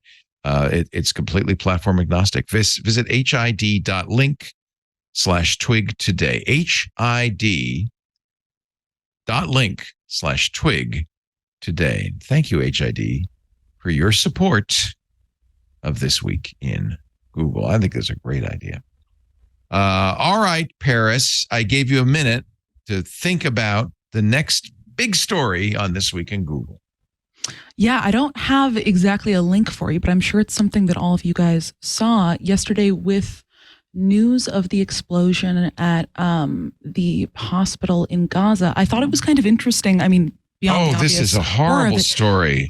obviously so sad. beyond the horror of what has happened there, I think there was an interesting conversation happening around how disinformation or misinformation was spreading through Twitter and kind of the new and strange ways that this platform, I guess we'll call it X, is working or not working to reinforce existing biases and kind of muddle the waters in moments like this where it's kind of just a fog of war. Well, that's why this is a perfect example, because it's unclear who perpetrated this blast. Was it Hamas? Was it the Israelis? And it's fascinating to watch Bellingcat and company trying to Figure it get out the in live details, time. Yeah. Yeah. I mean, And we I mean, should say last- right up front, this was tragic. Hundreds died. It was Yes. a terrible, terrible thing. Mhm. But both sides are blaming the other. And so that's where you have a gap, an information gap that disinformation can run right in and fill up, right? Yeah, especially because in the early moments after news of this explosion broke, I believe Twitter accounts associated with either the Israeli government or IDF had posted kind of their version of events with what seemed like accurate kind of recordings of it. But then, because they subscribed to Twitter Blue, within like an hour or two, they edited the tweets, took down the recordings after someone pointed out that the timestamp in the recordings was actually after the explosion had apparently occurred. So then they edited it, which kind of led to a different chain of events of people then using the video that was originally published as proof or as proof for Israel's understanding of events or as proof against it. But now, it's gotten even more complicated. There's intelligence, I think, on both sides, and people are still trying to figure out exactly what happened. But this site that used to be a fairly decent source for real-time information in moments like this is really difficult to use. At one point, I'm reading the Reuters story, and they're just as confused. At one point, apparently, Israel tweeted a warning to residents of this region to move south. Now, putting a message on Twitter to say, get out of there because we're going to bomb your hospital, seems like not the best way of communicating that. So and how do you verify that was the Israeli government tweeting? We don't know. And did they tweet before? I think you make an interesting point. Before or after? Yeah, I got faked by somebody who said they were Al Jazeera and thought, oh, well, then no, they weren't. Yeah, there was a Twitter account of, I'm forgetting, someone pretending to be an Al Jazeera journalist, Farhada Khan, that duped a lot of people. Well, and of course, we know that there are multiple motivations for misinformation here. And a lot of people with an interest in misleading the world about what happened. Will we ever get to the bottom of this in a war zone like that? Probably not. I don't think we will. I think that that's the fog of war is the fog of every day. Yeah. And, I've talked on the show before about the responsibility that now falls to us to decide the veracity of what we hear and to not share it. And I almost shared stuff today. There was another story out there about MSNBC's Muslim anchors being pulled off, and I doubted it because I saw them on the air, but I'm hearing stuff lately that says maybe I was wrong about what was happening. And, we have to be careful out there with information. And I would also submit that this is in some ways a dress rehearsal for what's going to happen in the 2024 election. Just get ready. This is the beginning, isn't it? Yeah. But on the last AI Inside, we had a discussion about this. And one argument I've made is I don't think it's the volume of disinformation. We already have plenty. Just to have more doesn't really matter much.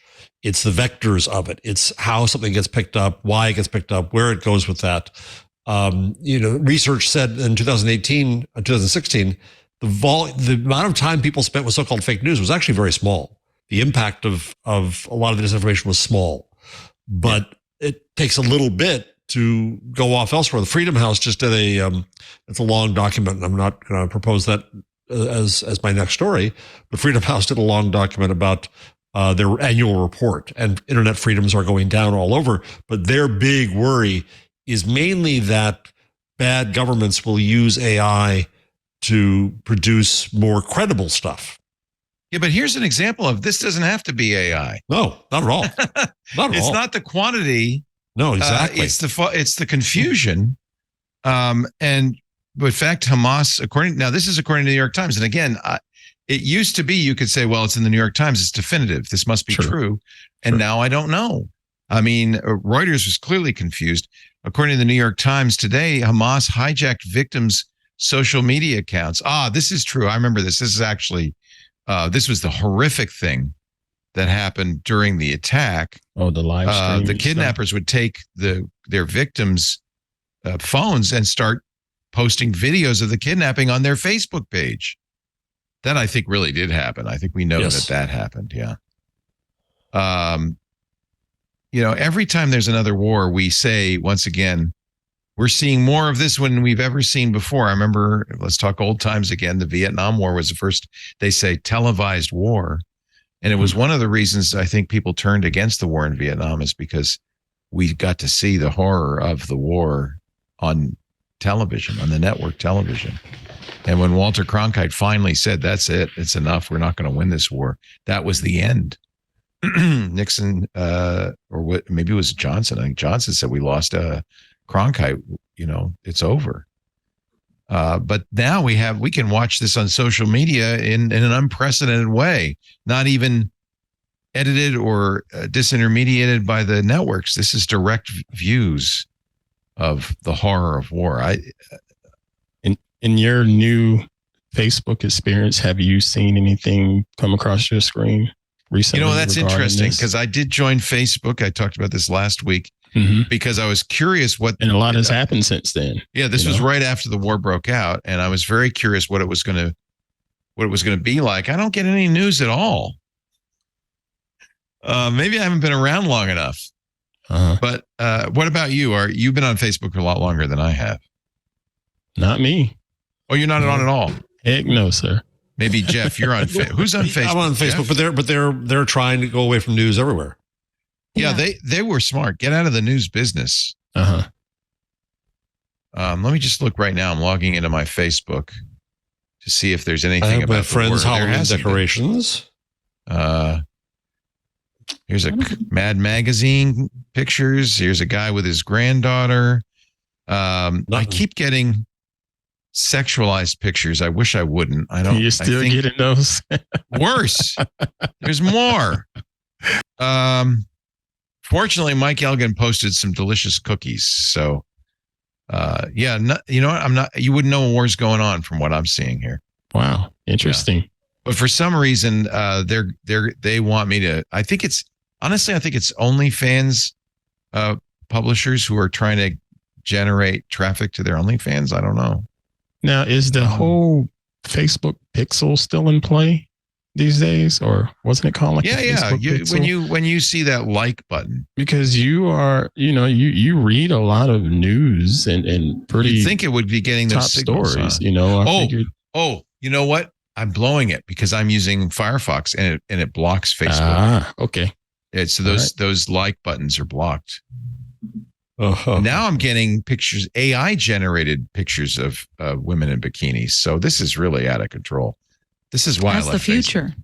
That's the future. Yeah. This is why I left Facebook in the first place, is that it isn't just the people I'm following, friends and family. Right. There's all sorts of crap in here that has nothing to do with my friends and family. And it's really, most of it is, somehow manipulative. But ironically, you just on my page, you wouldn't know there's a war going on. All right. Well, again, I think within about 2 months, right around November or after the November holidays, when we'll start to see a bit more ramping up campaign wise. Yeah. And your experiment is probably going to get a lot more interesting then. I am definitely not following the UFC hot chick account. I don't want to see this. Why not? Now I can. But they knew you might want to, Leo, because they know you. How do they know that about me? Because I'm a white man of a certain age. Anyway, I'm going to hide all from UFC hot chick. But remember how well that worked last time. Right. So maybe that's you know what? Maybe that's the signal they were looking for.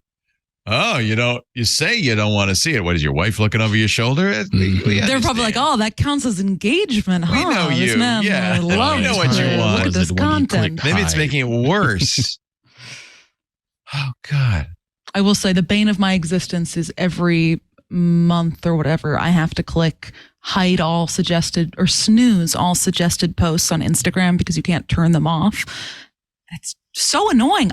I should just be able to do that. Yes. If you go in the upper right-hand corner and you click on the 3 little buttons, the 3 little dots, it'll say snooze all suggested posts in feed for 30 days. Oh, wow. You're going to save We can Leo just call this episode Paris Does Tech Support. But no, I mean, you can't turn it off though. You have to snooze it every month or whatever. Wow. Is it in the settings? No, it's like when you come across a suggested post in your feed. Oh, okay. Yeah. Then you click on the 3/4 of my Insta feed is suggested posts. That's the thing, is it's not hard to come across them. Yeah. They take over your feed, and I'm like, I just want to see photos from my friends. It doesn't get rid of ads. It just gets rid of suggested saying, posts. Hey, you liked that. You might like this. Yeah. Mm-hmm. Yeah. See, suggested for you. Okay. We've moved things around about this account while you're seeing this post. Not interested. Manage suggested content. Oh, there it is. That's what I want to do. Snooze suggested posts for 30 days. Right on, Daddy-o. And the minute it hits 30 days from now, you'll be seeing those all over again. They not figure wait. You'll tire of correcting them and eventually just give up. Give up and give in. With Twitter formerly being, as y'all mentioned earlier, the trusted source for just getting news as it happened, when it happened, what's it going to take to move that to somewhere else? To where we're leaning on threads. I don't think there's a replacement. Source. I don't think there'll ever be a replacement at that size. I think instead we're gonna move into a whole bunch of small places. It's fragmented. I think you're right. Yeah. And fragmentation is the natural state of things. Mass is the unnatural state. Yeah. So where do you come down? Threads, Blue Sky, Mastodon, T2, which is now called Pebble. I still dig Threads. Okay. You're asking Threads. for permission, Ant. That's the meta one, right? Yes, that's the meta one. I still dig Threads though. Paris? Just from a conversation standpoint, but I can't say that I've been going there to check it out for news. Not yet, anyway. No, they don't want news there. Yeah, they specifically do not want people posting news. I like Blue Sky. Yep. It gives me the same kick as Twitter does. I think just based on the similarities in it. I like that there's kind of a tweet deck like integration to it. I think it's just kind of, I think has a lot of the features that remind me of the best parts of Twitter. I'm not a big Threads fan. I think also that's more of how I use Instagram than anything else. Like, I have a private Instagram that has nothing to do with work or news content. It's just for kind of like viewing photos of my friends and family. Yeah. So Threads doesn't work that well for me. So you mentioned the TweetDeck style Blue Sky. You're talking about deck.blue. Yeah, check it out, everyone. It's nice. I mean, here, I'll pull it up here. I mean, much like TweetDeck, for Twitter, you can kind of organize your Blue Sky experience in different columns. You know, you can have kind of different feeds going on instead of just looking at one linear feed, which gives me which I like because I like looking at a large screen full of different scrolling bars all at once. That is the me too. That thrills me. I was really sad when Twitter basically died, and then losing TweetDeck was just insult to injury. So I'm glad to see that they added that. Was that a third party doing this? I think it is because you have to give them a app's password, right? That's a great question. I think so. I don't think it's it's a third party app. Yeah. Deck.blue is a Blue Sky client that supports multi-column browsing, allowing you to check everything you care about at once, just like TweetDeck. I will be happiest, however, when they start federating. I don't know why they... It's complicated. I mean, they better do it because that's part of the whole argument. But they've said again and again that they want to get one instance right before they multiply it. Yeah. Good on you. I think it's really smart because I think that is the thing that is killed, or not killed because Mastodon's still around, that has been a barrier for other websites like Mastodon taking off. Yeah, the way, so we have our own Mastodon, which you're welcome to participate in if you wish. Twit.social. And the way it really has ended up is it's its own kind of space that has... It's somewhat porous because you can follow other people. There's a federated feed and stuff, but generally it's really just its own social network by itself with connections to other ones, as opposed to a view into a larger social network that's run by a bunch of different people. At least that's my experience of it. I actually really like Mastodon, but that's because everybody in our Mastodon, are Twit people. Yeah. So I like Mastodon too. And I asked a question. I'm going to get later to a question of which computer does Jeff buy? And I put it on all 5 services, and Mastodon was where I got answers. That's a good test. That's a good test. There's also in the rundown, the Blue Sky put up a page, Blue Sky for journalists, because they recognize that vector of amplification is important for the service. So they're trying to be nice to journalists. And they're emphasizing that you can pick your own algorithms. It's not a big deal here, but I think, and if you're an audience and editor, send us an email and we'll get your people on. So they're valuing news there as opposed to Threads and Facebook. Do you use your own Blue Sky handle? I am I think leolaporte.me. I'm paris.nyc. So you do that. I think I'd like to see that. I mean, that's something Mastodon. And they emphasize that's the main thing they emphasize to the news brands is you can be. Yeah, which authenticates you. And because it's portable, if you quit the job, you can move your social graph. That's fine and dandy, but we normal folks ain't gonna quite understand that. You know what I'm saying? Yeah. But you don't have to enjoy it. Yeah. Yeah. I mean, normal folks we can't cater to the lowest common denominator, right? Are you calling Ant a low common denominator? Ant is not a normal folk. My Blue Sky handle is my domain. Yeah, he but does again, everybody doesn't. Well, but have you that. but you can have a Blue Sky, normal Blue Sky domain, right? Yeah. I mean, I think that's the thing that makes Blue Sky eventually a viable alternative is you can sign up and it's easy. You put in your username. They don't really explain any of the domains or instances things to you. And all of a sudden you're on Blue Sky. And it's, originally I think mine was parismartineau.bluesky.social or whatever the BSKY. Yeah. It's easy.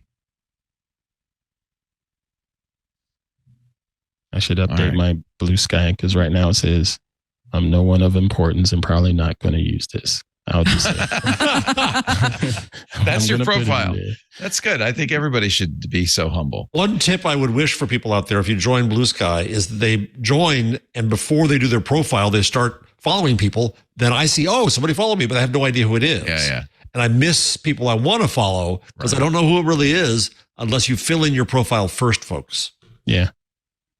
I will say also a good way to get started in Blue Sky, because other people have asked me, is then go find a handful of people that you like, you want to follow, and then go through the list of who they follow. Yeah.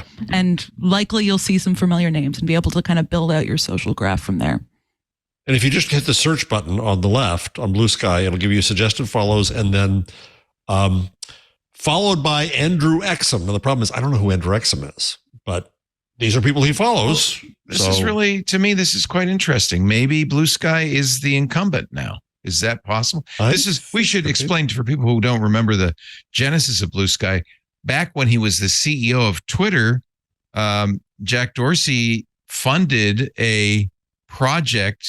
It was a Blue Sky research project to create a sort of federated network, kind of like Mastodon is a social network that wasn't owned by one company, that wasn't a monolithic social network, which is a very kind of brave thing to do if you're the CEO of the dominant monolithic social network. Thank God he did. He gave him, what was it, 10 or 15 million dollars? Okay. But maybe you're right. Maybe it was 15. I forget.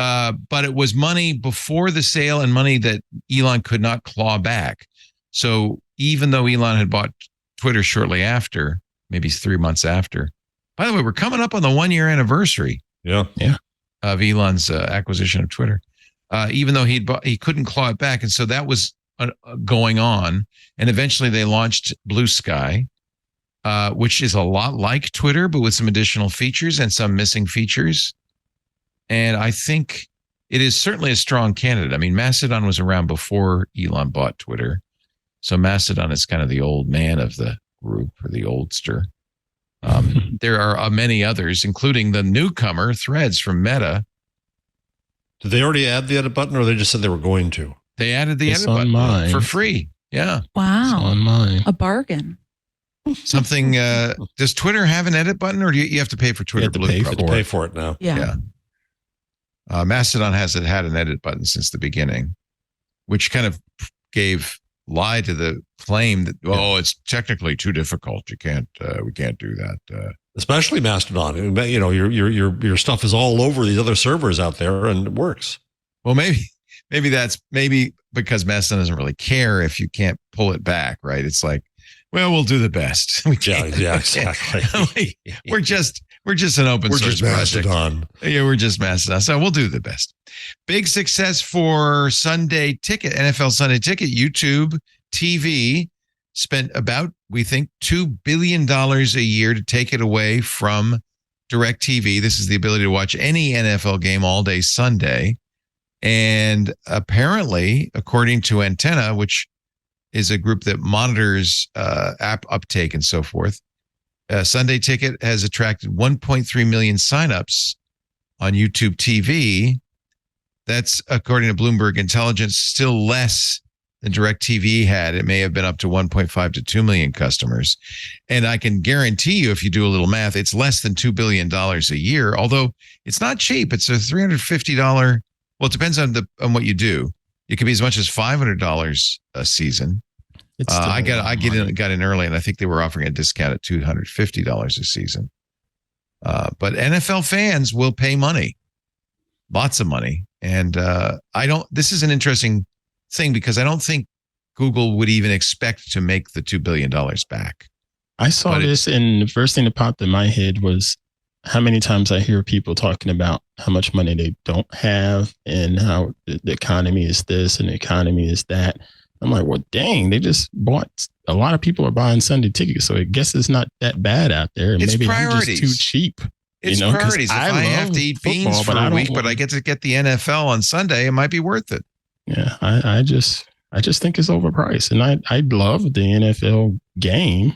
But man, I think that Sunday ticket's overpriced. So maybe I'm just too cheap. If you like the local team, you're going to see those local games no matter anyway on broadcast for free. Right. So it really is only for people who want to see out of market games. We bought it because, as you know, Michael's a Green Bay Packer fan and he wants to see every Green Bay game. It's the only way to do it. Yep.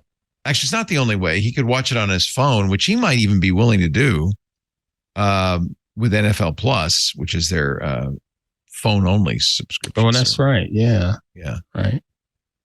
He's funny. You know, he works Sundays, so he's working at the grocery store on Sundays, and he'll just put an earbud in and listen to the game. So I guess he's happy with just that. I don't know. It's interesting.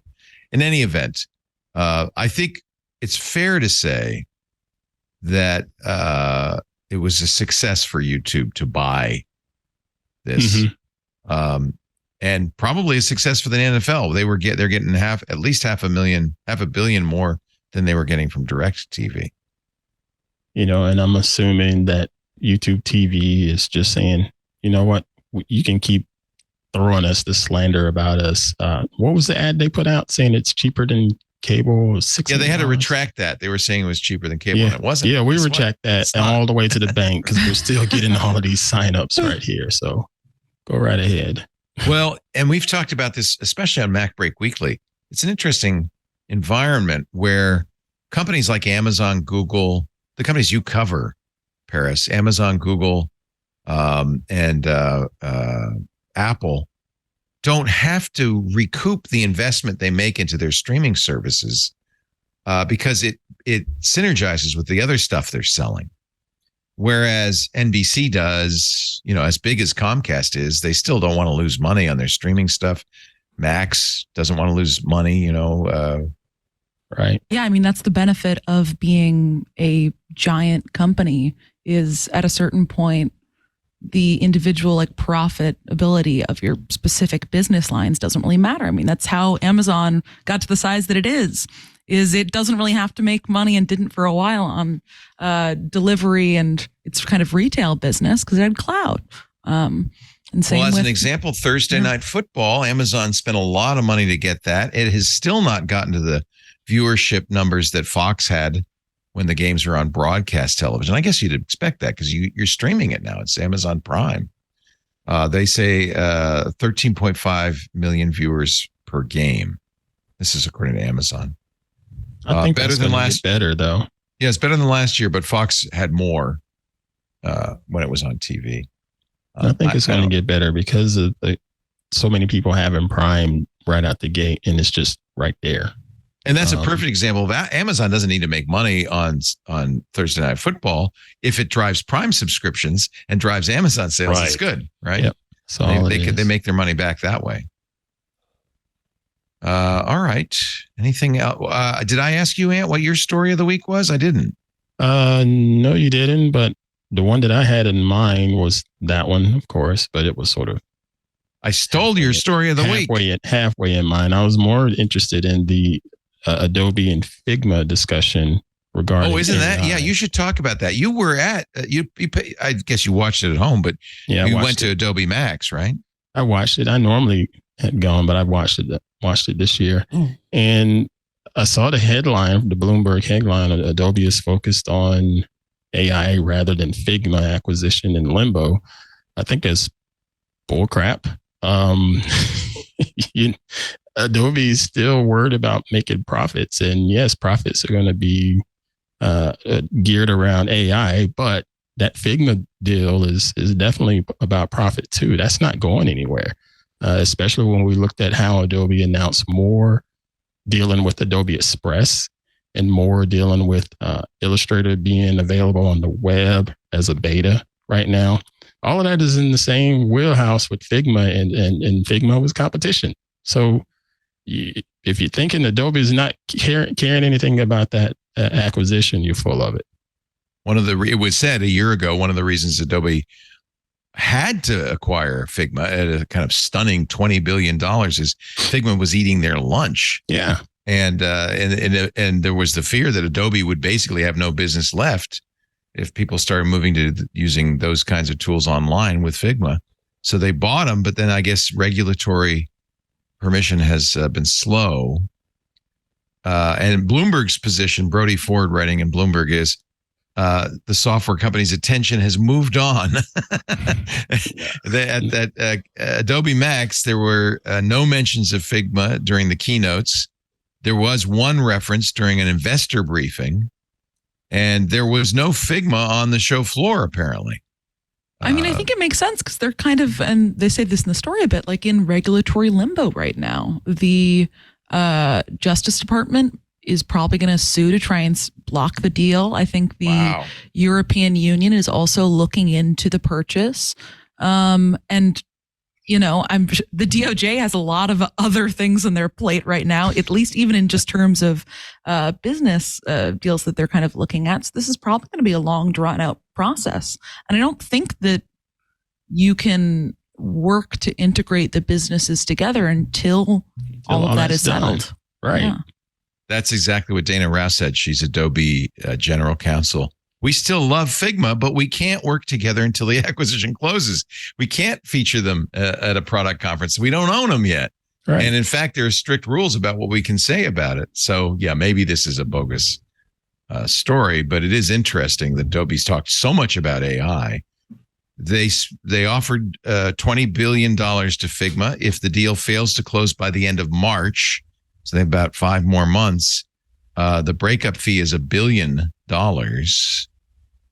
I'm curious, do they still get to go through with that in the breakup if it's in like regulatory limbo? Is that I think so.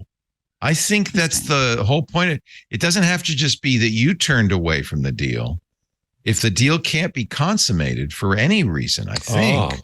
Correct me if I'm wrong, folks, but I believe that's the case. The reason I think so is because, remember, Microsoft had a very hard time. On Friday, they finally, Friday the 13th, closed their acquisition of Activision Blizzard, even though the FTC is still investigating them. And there was a fairly hefty breakup fee on that. There was a breakup fee for Elon Musk buying Twitter. Yeah, he would have had to pay even if the courts had said you don't have to buy. Well, that's not the same, though. It's not like regulatory refusal. I don't know. I'm not an expert on this. I will ask around. And if anybody in our IRC does know, or in our Discord, if you're an attorney practicing acquisitions and mergers, I love this. I'll give you my story of the week. The Verge. The Meta Glassholes have arrived. This is because the new Meta Quest 3 has better outward-facing cameras, so you can actually wear it and walk around in the real world. And apparently, people are doing it. It didn't take long, The Verge writes, for people to begin pushing the limits, both technologically and socially. People or Robert Scoble?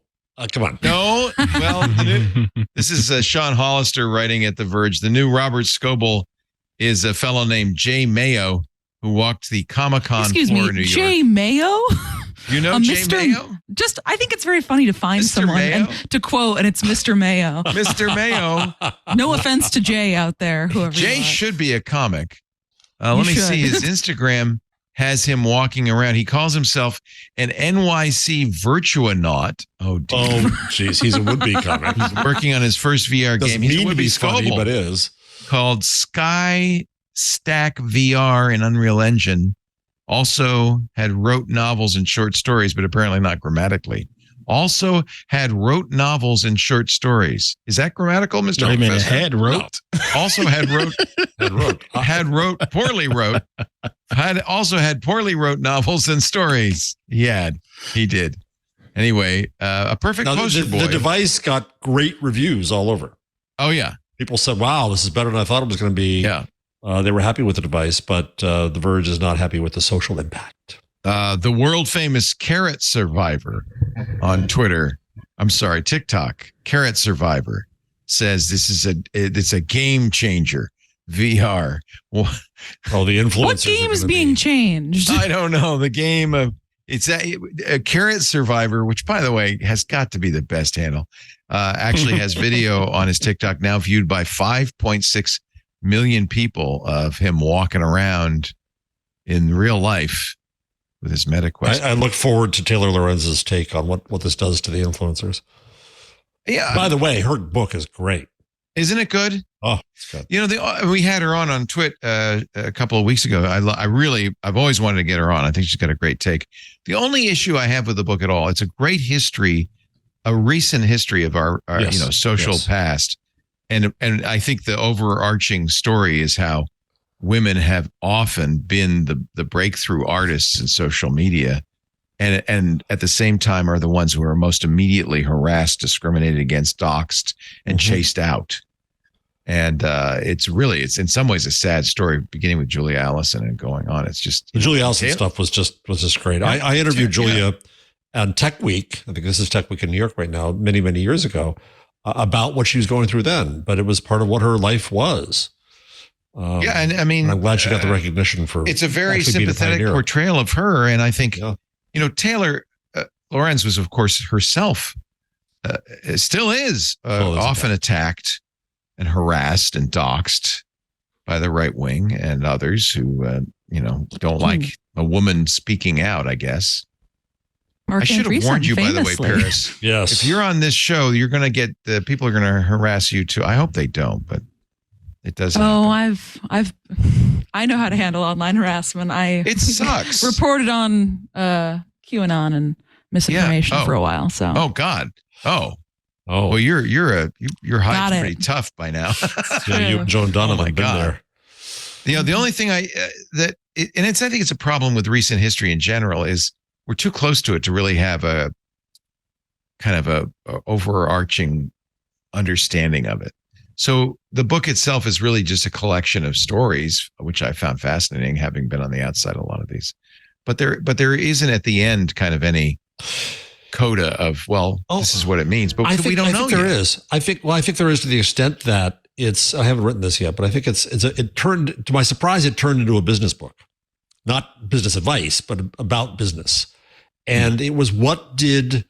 So I wrote this in my book, Murray, but I already got it in there. That what's the corruption of media? And it's not that TikTok or Twitter or Facebook corrupted anybody. It's scale.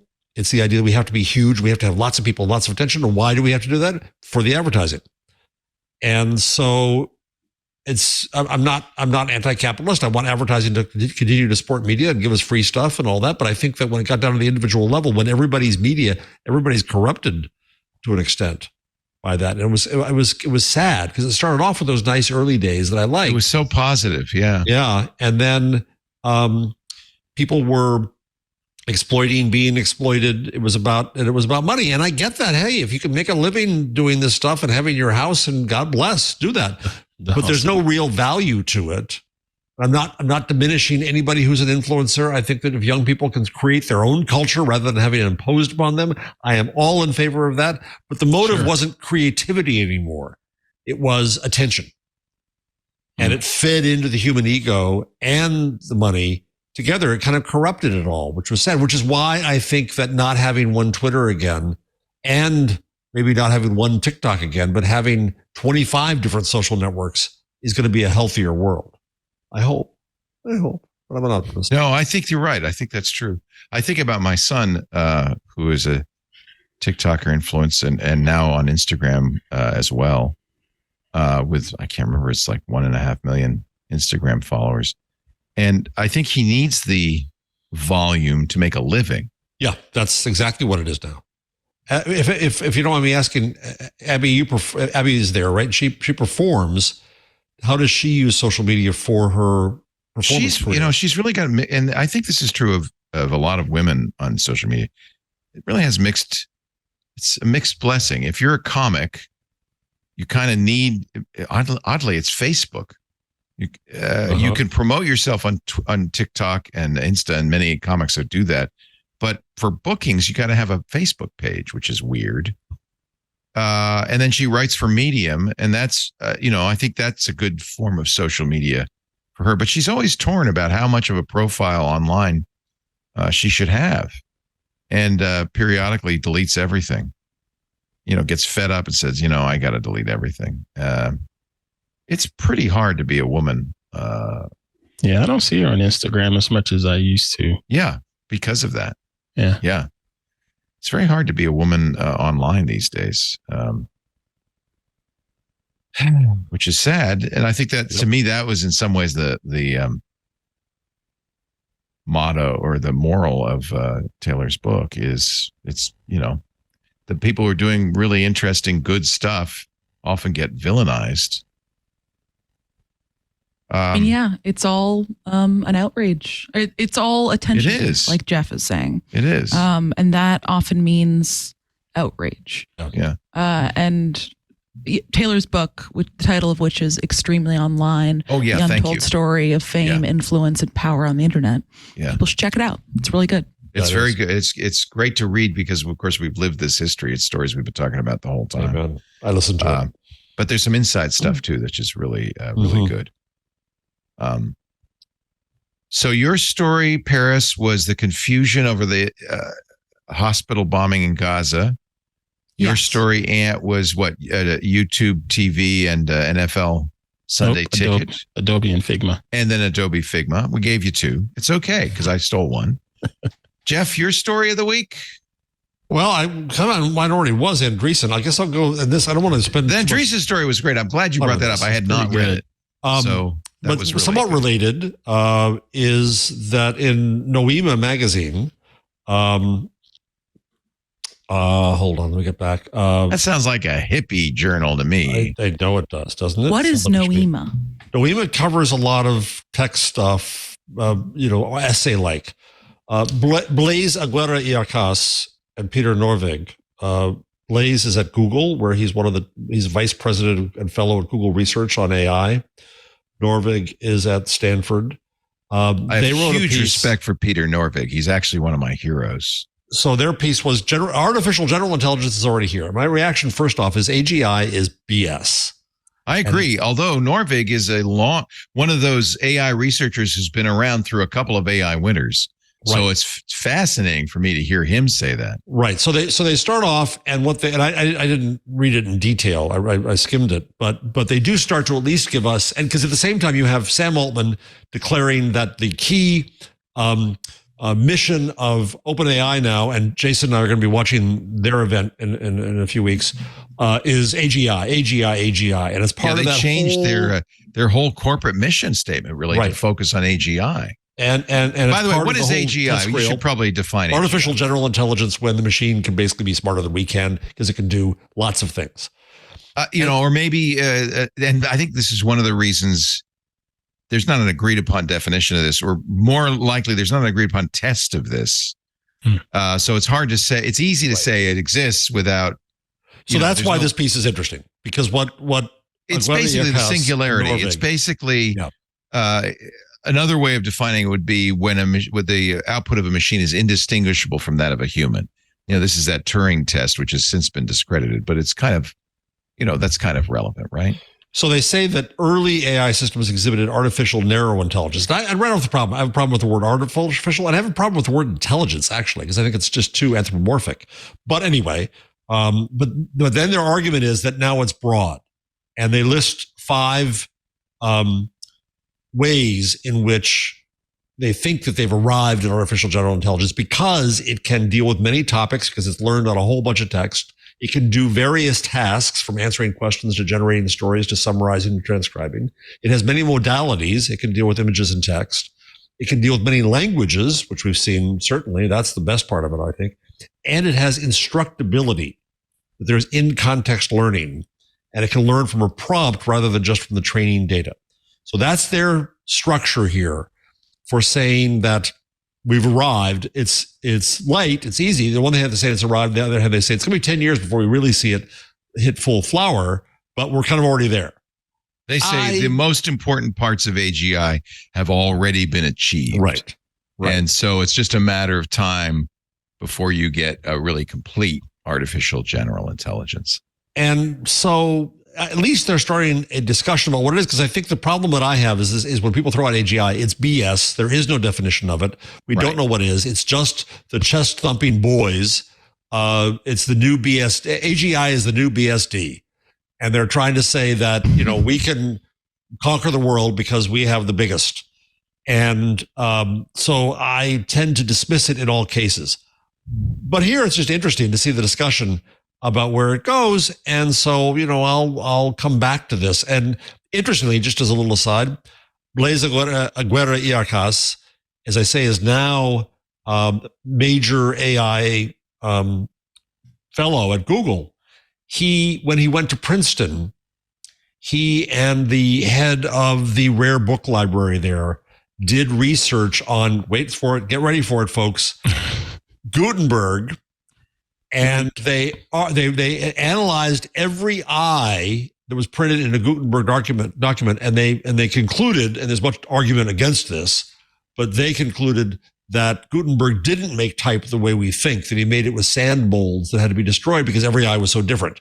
Now, other experts say, no, in fact, there's lots of explanations why the eyes were different, the inking and all kinds of stuff. Anyway, here's a guy who went from Gutenberg to AI. He's gone the full range. And I wish I could meet the guy at some point because I think he's brilliant, and Norvig is very good. So I just throw this out. This is not as clear cut of a case as you might think. They're not arguing that AGI is here, but they are really setting the groundwork for what that would mean, what it is, and why we think it's getting close. And these guys, if you pick two people who are really experts in this field, these are the guys. Yeah, these guys. And I'm really glad you brought this up. I haven't read it yet. I'm scanning it. There's a lot of interesting stuff. Got a lot of good points out of it already. Yeah. So that's why I bring it up, is I think it's something we'll come back to, and we'll come back to it on AI Inside too. Because on the one hand, I keep on screaming about the AI boys and the test grill boys and the danger that they are. But we have to separate out their ego crap from the stuff that's actually happening, and definitionally look at all of this and not let them get away with throwing out a term like AGI and accepting that, oh yes, that's the essence of everything that OpenAI is going to be, and that's their goal now, and you should invest as a result. That's what's BS to me. Yeah, and I agree a lot with a lot of the stuff they wrote. They quote Gary Marcus, who says that AI is frontier models, they call it. These are the ones that are starting to expand AI from a particular skill in a particular area to a larger ability that can even do stuff that nobody predicted they could do. He says these frontier models are learning how to sound and seem human, but they have no actual idea what they're saying or doing. You've said this for a long time, Jeff. I mean, but is that necessary? Is that a necessary capability for it to be considered AGI? Well, the thing is, I think that the what's false. I'm eager to hear what Paris hears from where they're covering AGI at the information.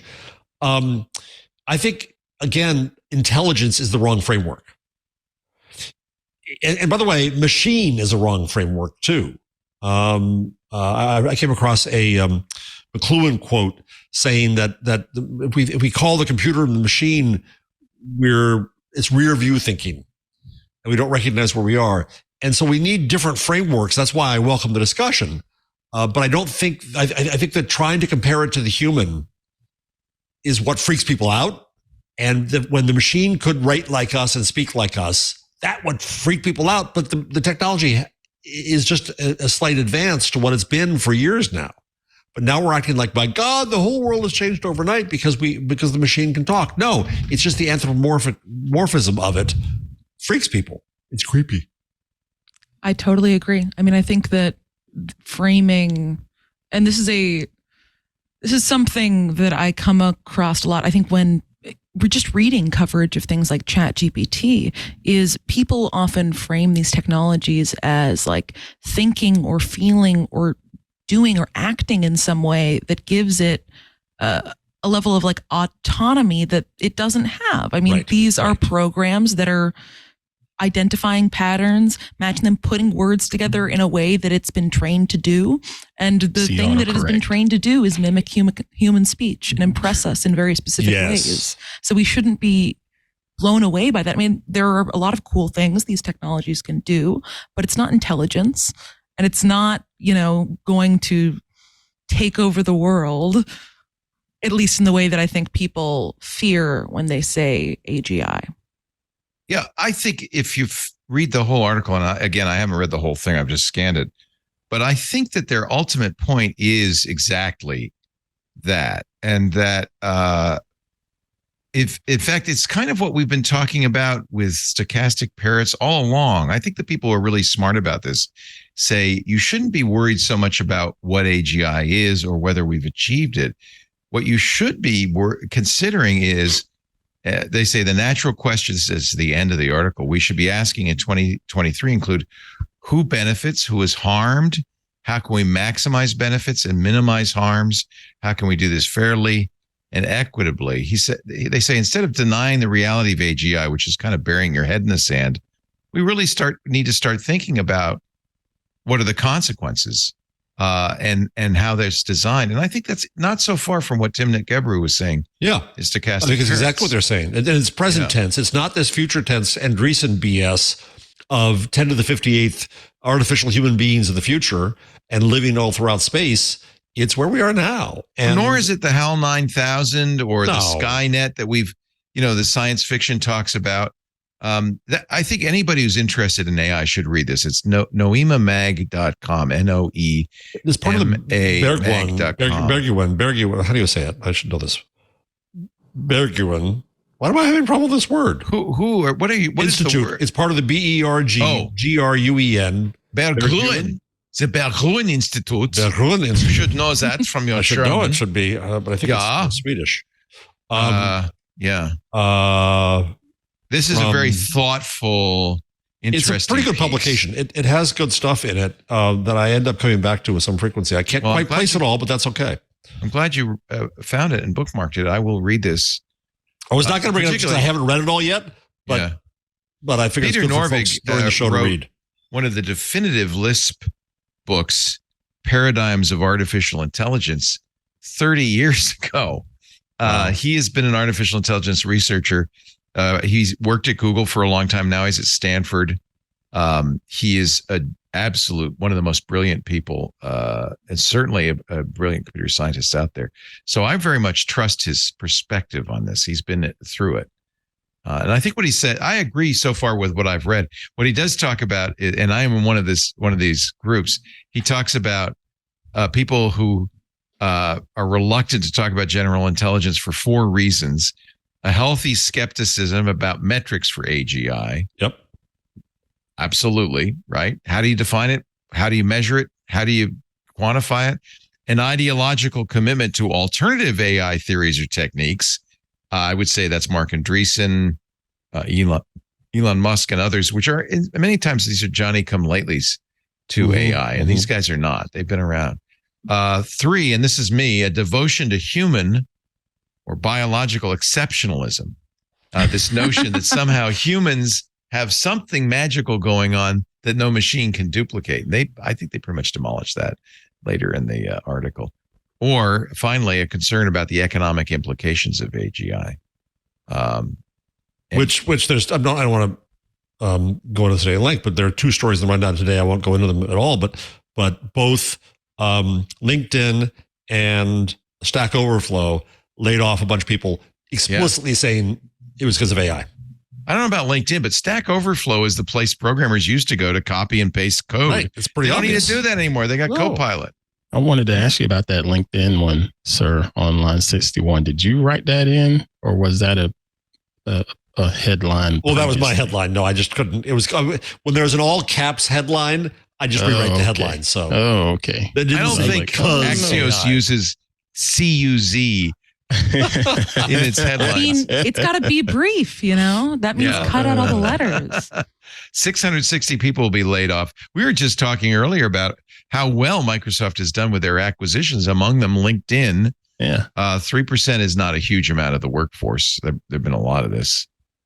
Actually, I'm curious what you think, Paris, about the tech company layoffs. This was the year of the layoffs. Hundreds of thousands of tech employees lost their jobs. Some are actually being rehired, but I think for the most part, it's a net loss of hundreds of thousands of people over the last 9 months. I mean, I think we just came off one of the frothiest periods in the tech industry that, in recent memory, at the very least, a time when every company that wanted to could raise a considerable amount of money. Free money, in effect, right? Free money, in effect. And one of the signs of success outwardly is hiring a lot of people, growing your business, and kind of the rules of the game were growth at all cost matters a lot more than profitability. You'll figure that out later. And all of a sudden, over the last year or two, the rules have changed. Suddenly, money isn't free. Investors care a lot about profitability, don't really care if you've got growth and aren't able to make the business work. And so you have a lot of companies that are suddenly finding themselves in a totally different reality where all of a sudden money costs money and they have to make their business work. So they're having to cut a lot of staff. And two, which I think is maybe the more interesting part of this, is you have a lot of tech companies that, whether or not financially they necessarily need to be doing layoffs right now to make or break the business, they look around and see everyone else is doing layoffs. So they're like, well, we could cut some people. We could improve the bottom line. And I think that there's a little bit of both happening. Could give ourselves bigger bonuses. Yeah, we could, give greater dividends to our shareholders or whatever. We can trim some of the fat we accumulated, which I don't think is, particularly good. Obviously, is particularly a bad thing for all of these employees. It's bad for individuals. Yeah. But it sounds like you're saying it's a reasonable correction after massive. I mean, if you think in a macro sense, yeah, certainly. Yeah. I think that none of these companies could really continue to grow forever. Right. All right. We're going to do the changelog then, because Jeff has a trip to Pennsylvania in his future. I do indeed. And we're going to do the changelog, get our final commercial in, and our picks of the week all coming up By the next. way, your camera is It keeps zooming in and out. Zoom? it's doing the zoomy zoom. It's given the chat seasickness. I'm so sorry. Well, thank you for telling me. Oh yeah. Sometimes it just turns that on all by itself. These machines, they think they have a mind of their own. It's a little AGI saying, we want to get closer, Leo. And I don't think that's what we want at all. I think any intelligent machine would know.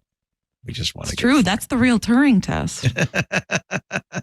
I don't know how that's the second time that's turned itself on, the auto zoom feature. I don't know why. Let me do the Google changelog, if you would, John. The Google changelog. From Android Police. By the way, these are all from Jason Howell, because I don't know why. I'm just not interested. Google finally brings iOS's local weather feature to Maps on Android. You can finally see what the weather's like real time where you are. We've had this on iOS forever. I didn't know you couldn't do it. No, we were on deprived. Google Maps. You were deprived. Well, congratulations. Lots of new Android Police is pointing this out. Lots of new features coming to Maps and Calendar and weather and so forth. That's great. Thank you, Google. Getting to work. Google Wallet has rolled out a new option, a photo option, which lets you digitize passes.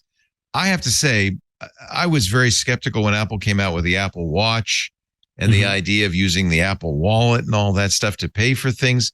I use it all the time now. It's my Clipper card. I pay with my watch.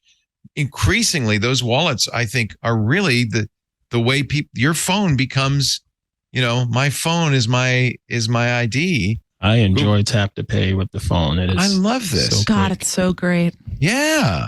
So you'll see an update if you're a Pixel owner in particular for Google Wallet, which adds photo for QR and barcode passes. So even I don't even know if the iPhone has this yet. Generally, if I buy a ticket to a concert or an airplane ticket, I'll get an email or a link in a text message that I click that then opens the browser. And if you open the Safari browser, it'll have a save to wallet, and then it goes into the wallet. That's the how I generally get stuff like tickets and passes into the wallet. But now Google's going to give you a chance to scan. You could digitize a pass as long as it's got a barcode or QR code, which I think is a good thing. I'm sure Apple must allow that, but I don't think they do. I don't think I've seen that. But boy, you know what? I love keeping everything in my wallet, in my virtual wallet on my phone. Google Wallet will also let you disable animations. So, and this is something Apple does not do.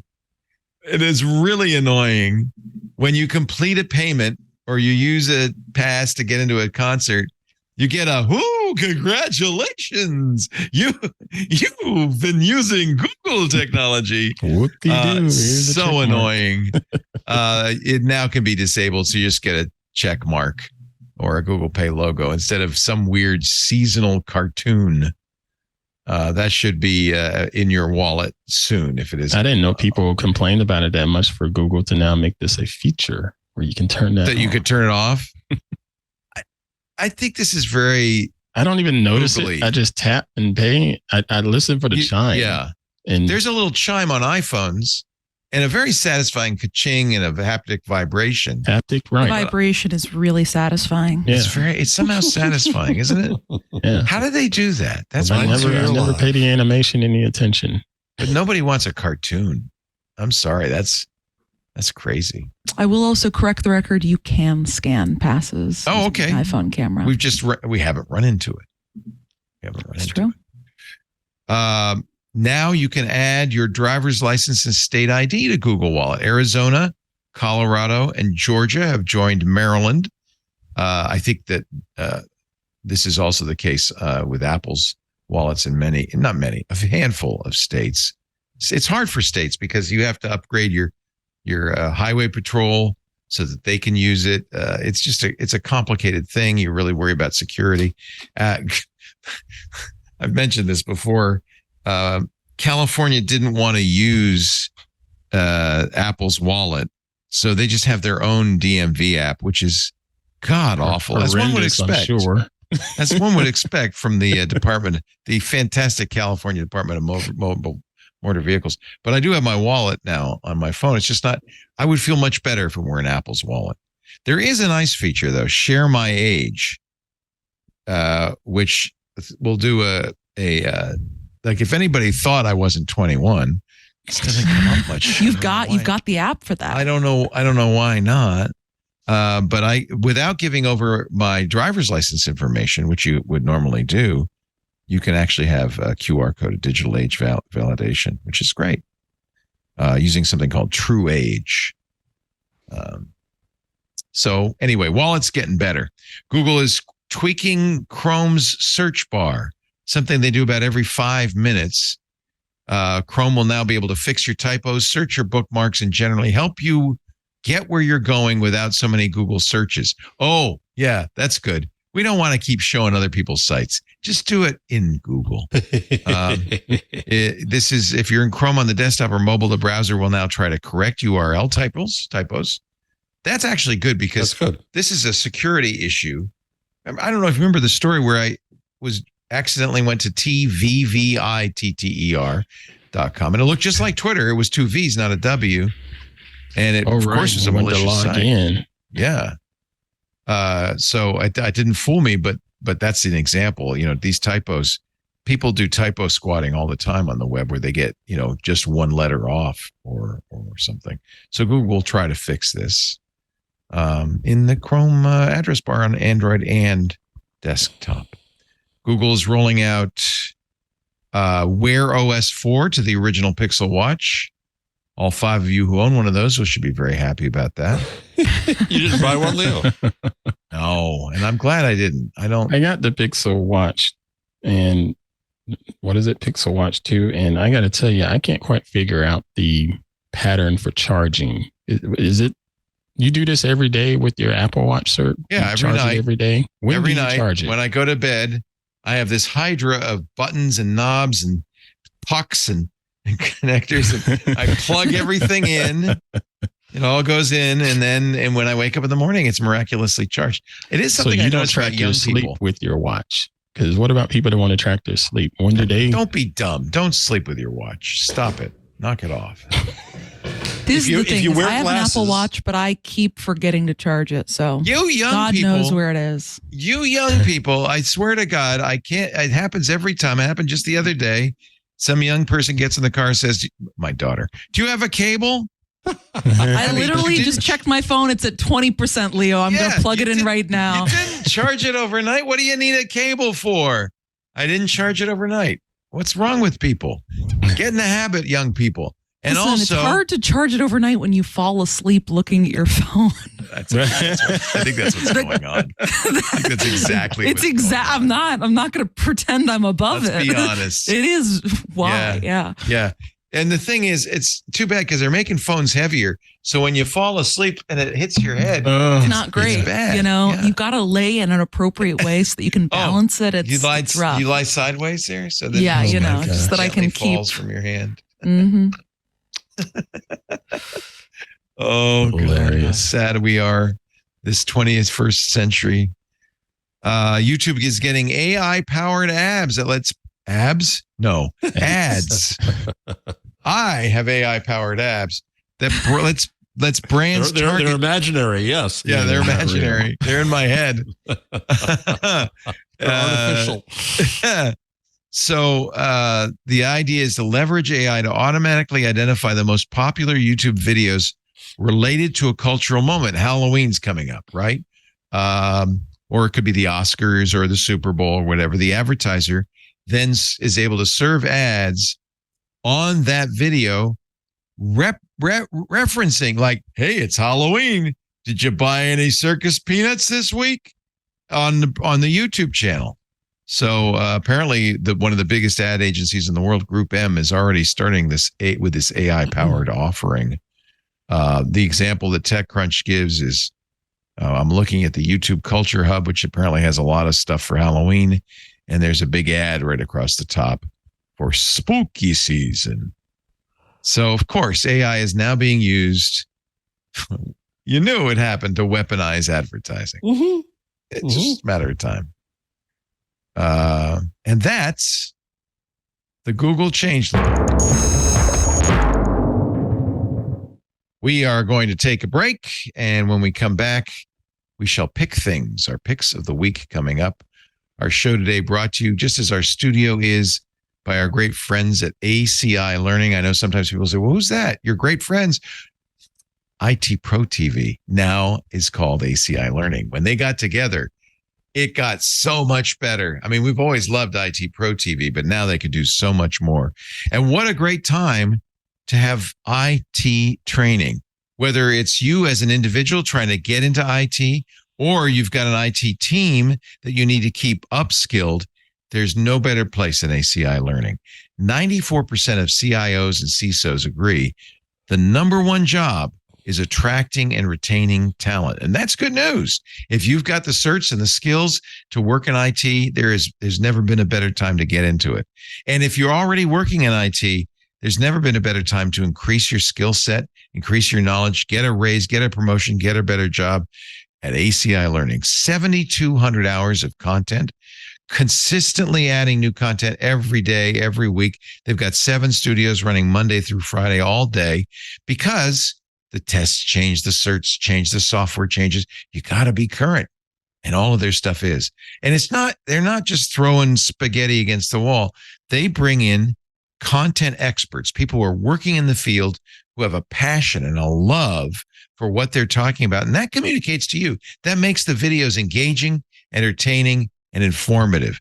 And it's exactly why ACI's learning completion rate is 50% higher than the competition. People finish those videos because they're good, which is nice because if you're giving your team training through ACI Learning, you want them to like it. You want them to take the classes. They've just announced a new product, Cyber Skills. This is a way to train even the non-IT department because these days security, the security and safety of your organization relies on everybody who works there. Cyber Skills is a training tool for all members of your organization. Cybersecurity awareness training for non-IT professionals. You want to check that out. With Cyber Skills, you'll get flexible on-demand training, covers everything from password security and phishing scams to malware prevention, network safety. Easy to follow material. In fact, it starts with a 1-hour course overview in which your employees will get attack-specific training. There's knowledge check assessments based on the common threats they're going to encounter on a daily basis. And then there are bonus courses they can take. And because they're so good, people want these documentary-style episodes where you can learn more about how phishing attacks work and how people perpetrate them and cyber attacks and breaches even in their own lives. It's great learning. Really a great package. Cyber Skills, just part of ACI Learning's incredible range of topics and content to help you invest in your team, to help you entrust them to thrive and increase the entire security of your business. Boost your enterprise cybersecurity confidence today with ACI Learning. Be bold. Train smart. Visit go.acilearning.com/twit. Because you're listening to our show, you'll get a big discount up to 65% off an IT Pro Enterprise Solution Plan. It's based on your team size. So go to the website, go.acilearning.com/twit. Fill out the form. You'll get a proper quote and as much as 65% off. They're great savings for individuals as well. go.acilearning.com/twit. Yes, indeed. Our friends at IT Pro TV and ACI Learning. What a partnership.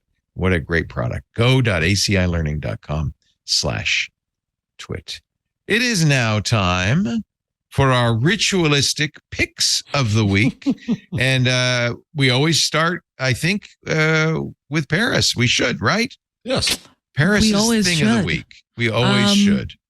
Yeah. So my pick of the week this week is a browser-based game that just launched called Trust and Safety Tycoon from the folks at TechDirt. I love this. They previously did a really great game called Moderator Mayhem, where it was so hard.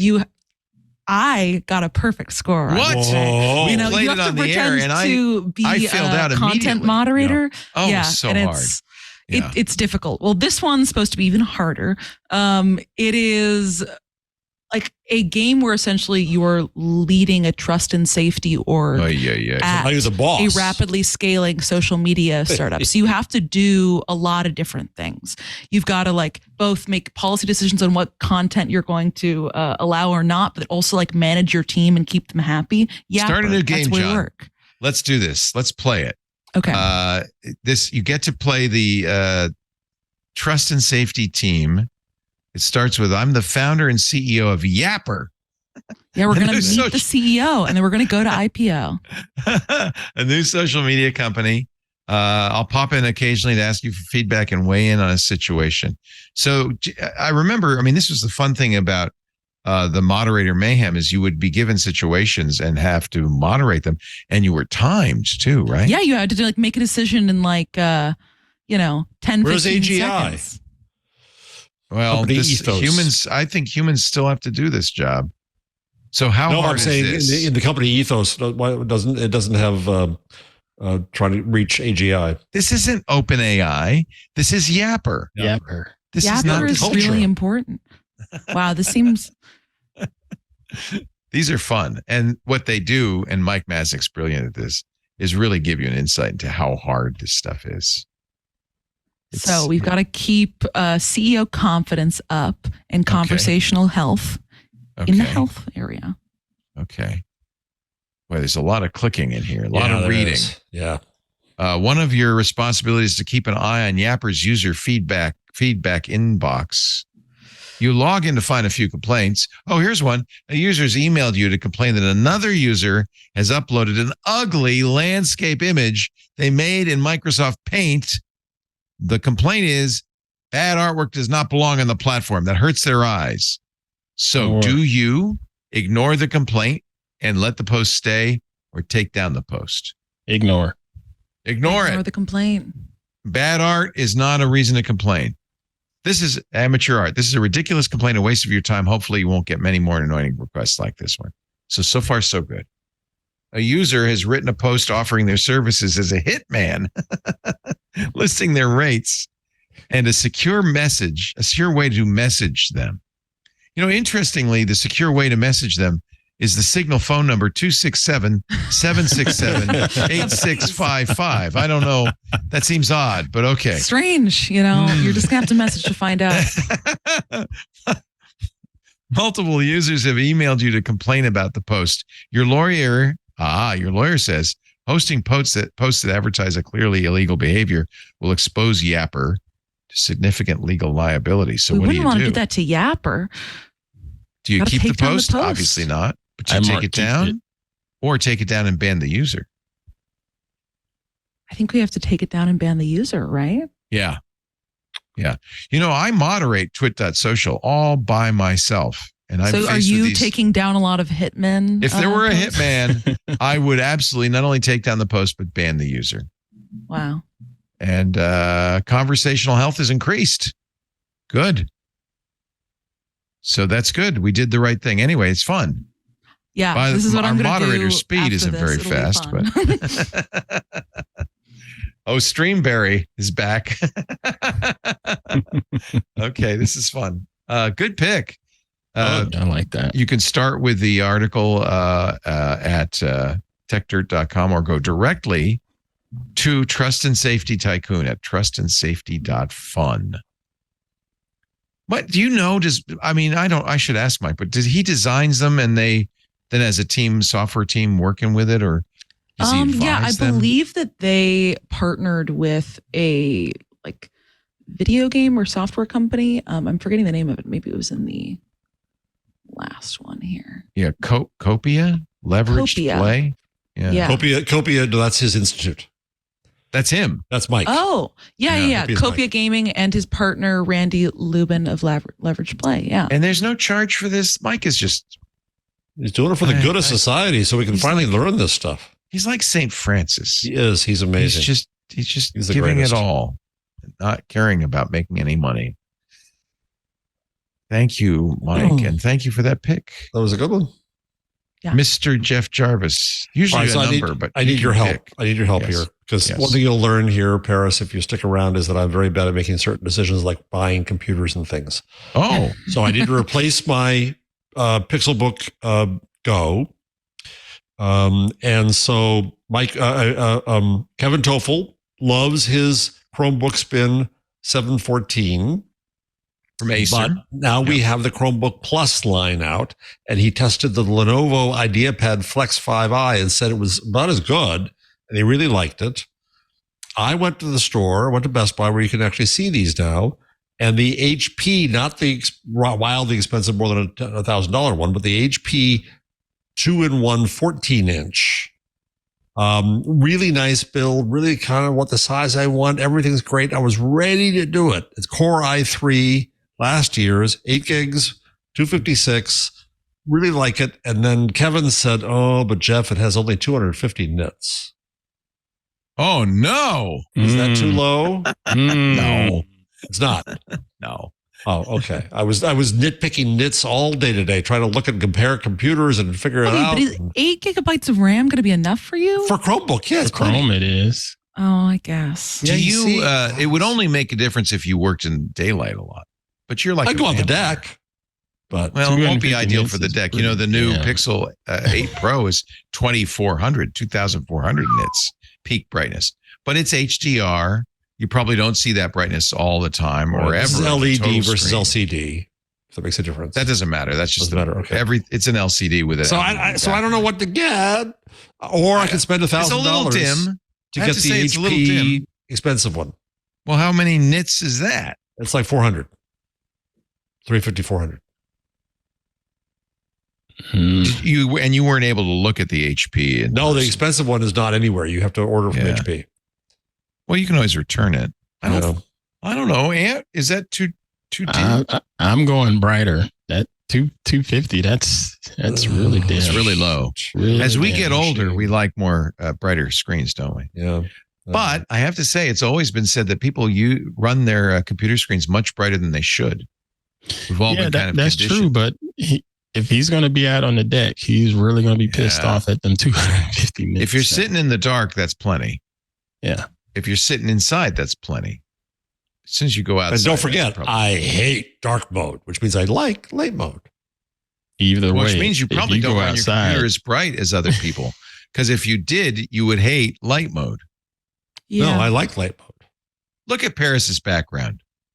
That's It's how dark the in here. world should be. That's exactly how This it is the should East be. Coast experience, Leo. That right there is 250 Yes. knits. That's it. All right. I got a knit to Philadelphia. So, All right. We haven't helped you. I think any of these would be fine. Honestly, I like HP and Lenovo better than Acer, but it can really vary in the product. you know what I hate is some of them Brighter are nice, screen, but brighter screen. the Acer one, the screen when it's back, it's below the bottom of the chassis, and when it's on my lap, it's like a Princess and the Pea moment for me. I don't like that line cutting across my thigh. It pisses me off.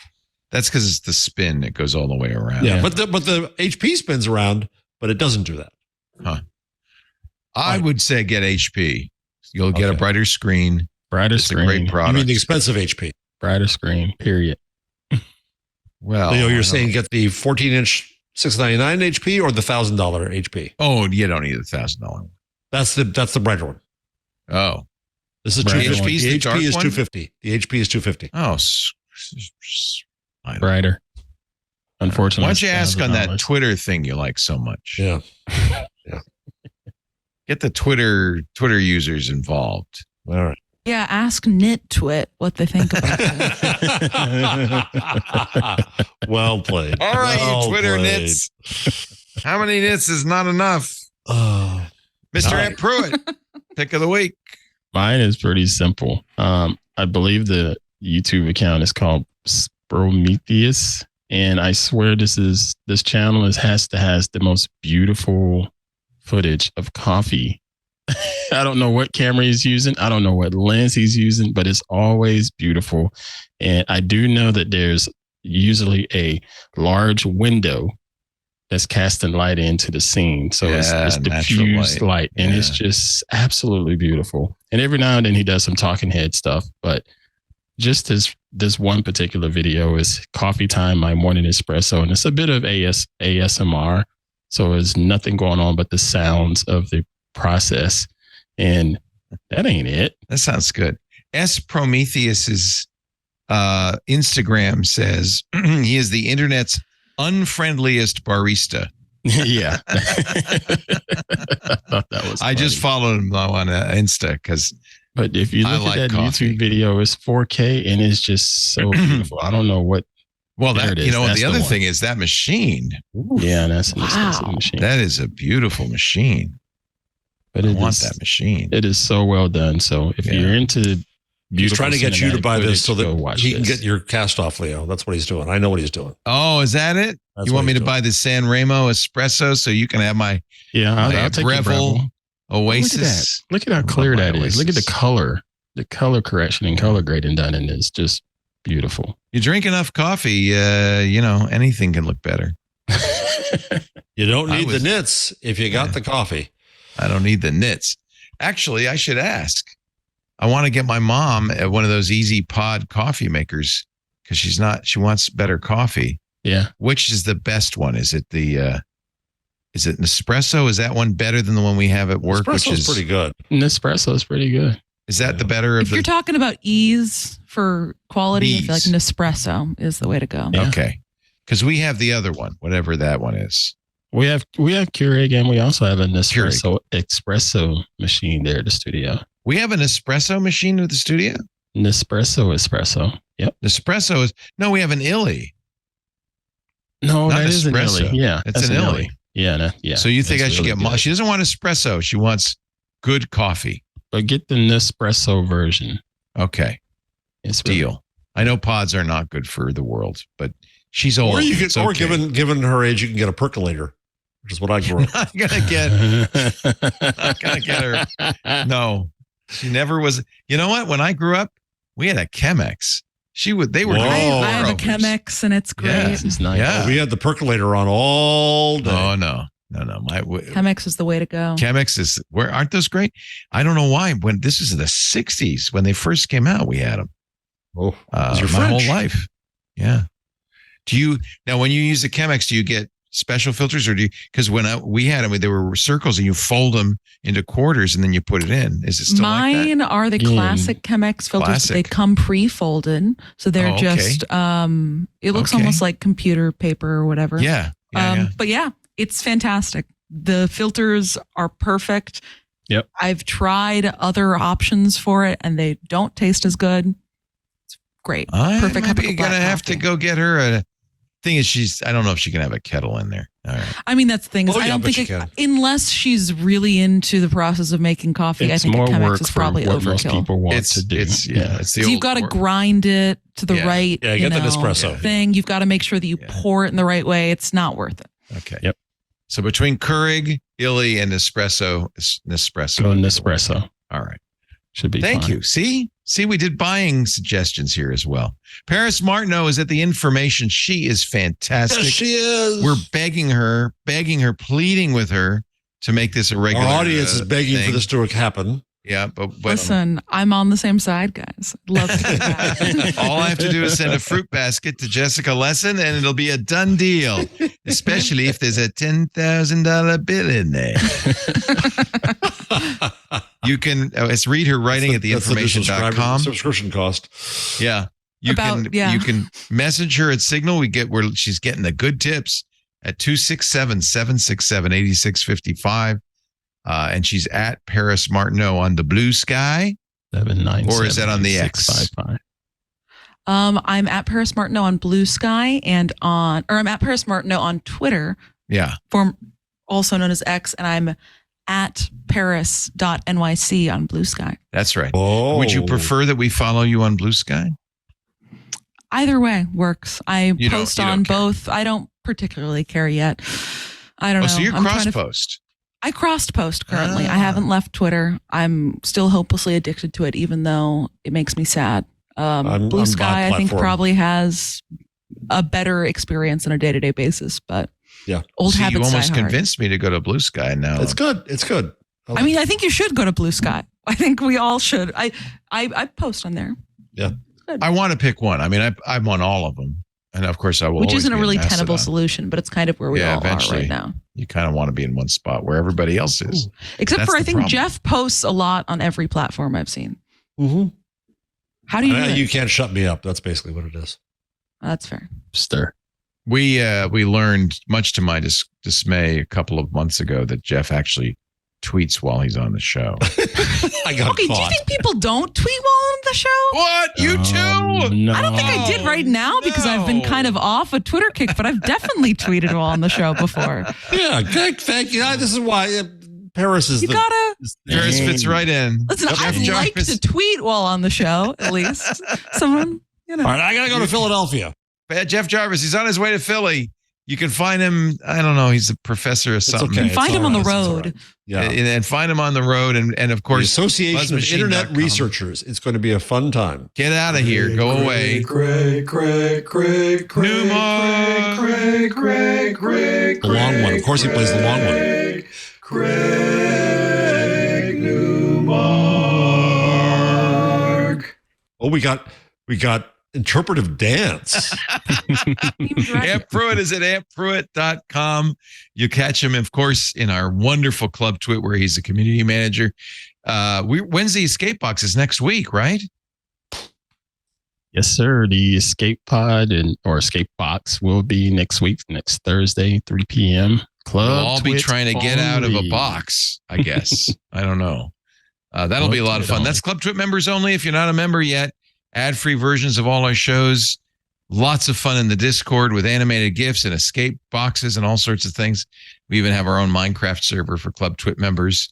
And then, of course, you get the special stuff that we only put out in Club Twit, like Scott Wilkinson's Home Theater Geeks. Aunt Pruitt does all sorts of great events. $7 a month. It's wonderful. Join twit.tv/Club Twit.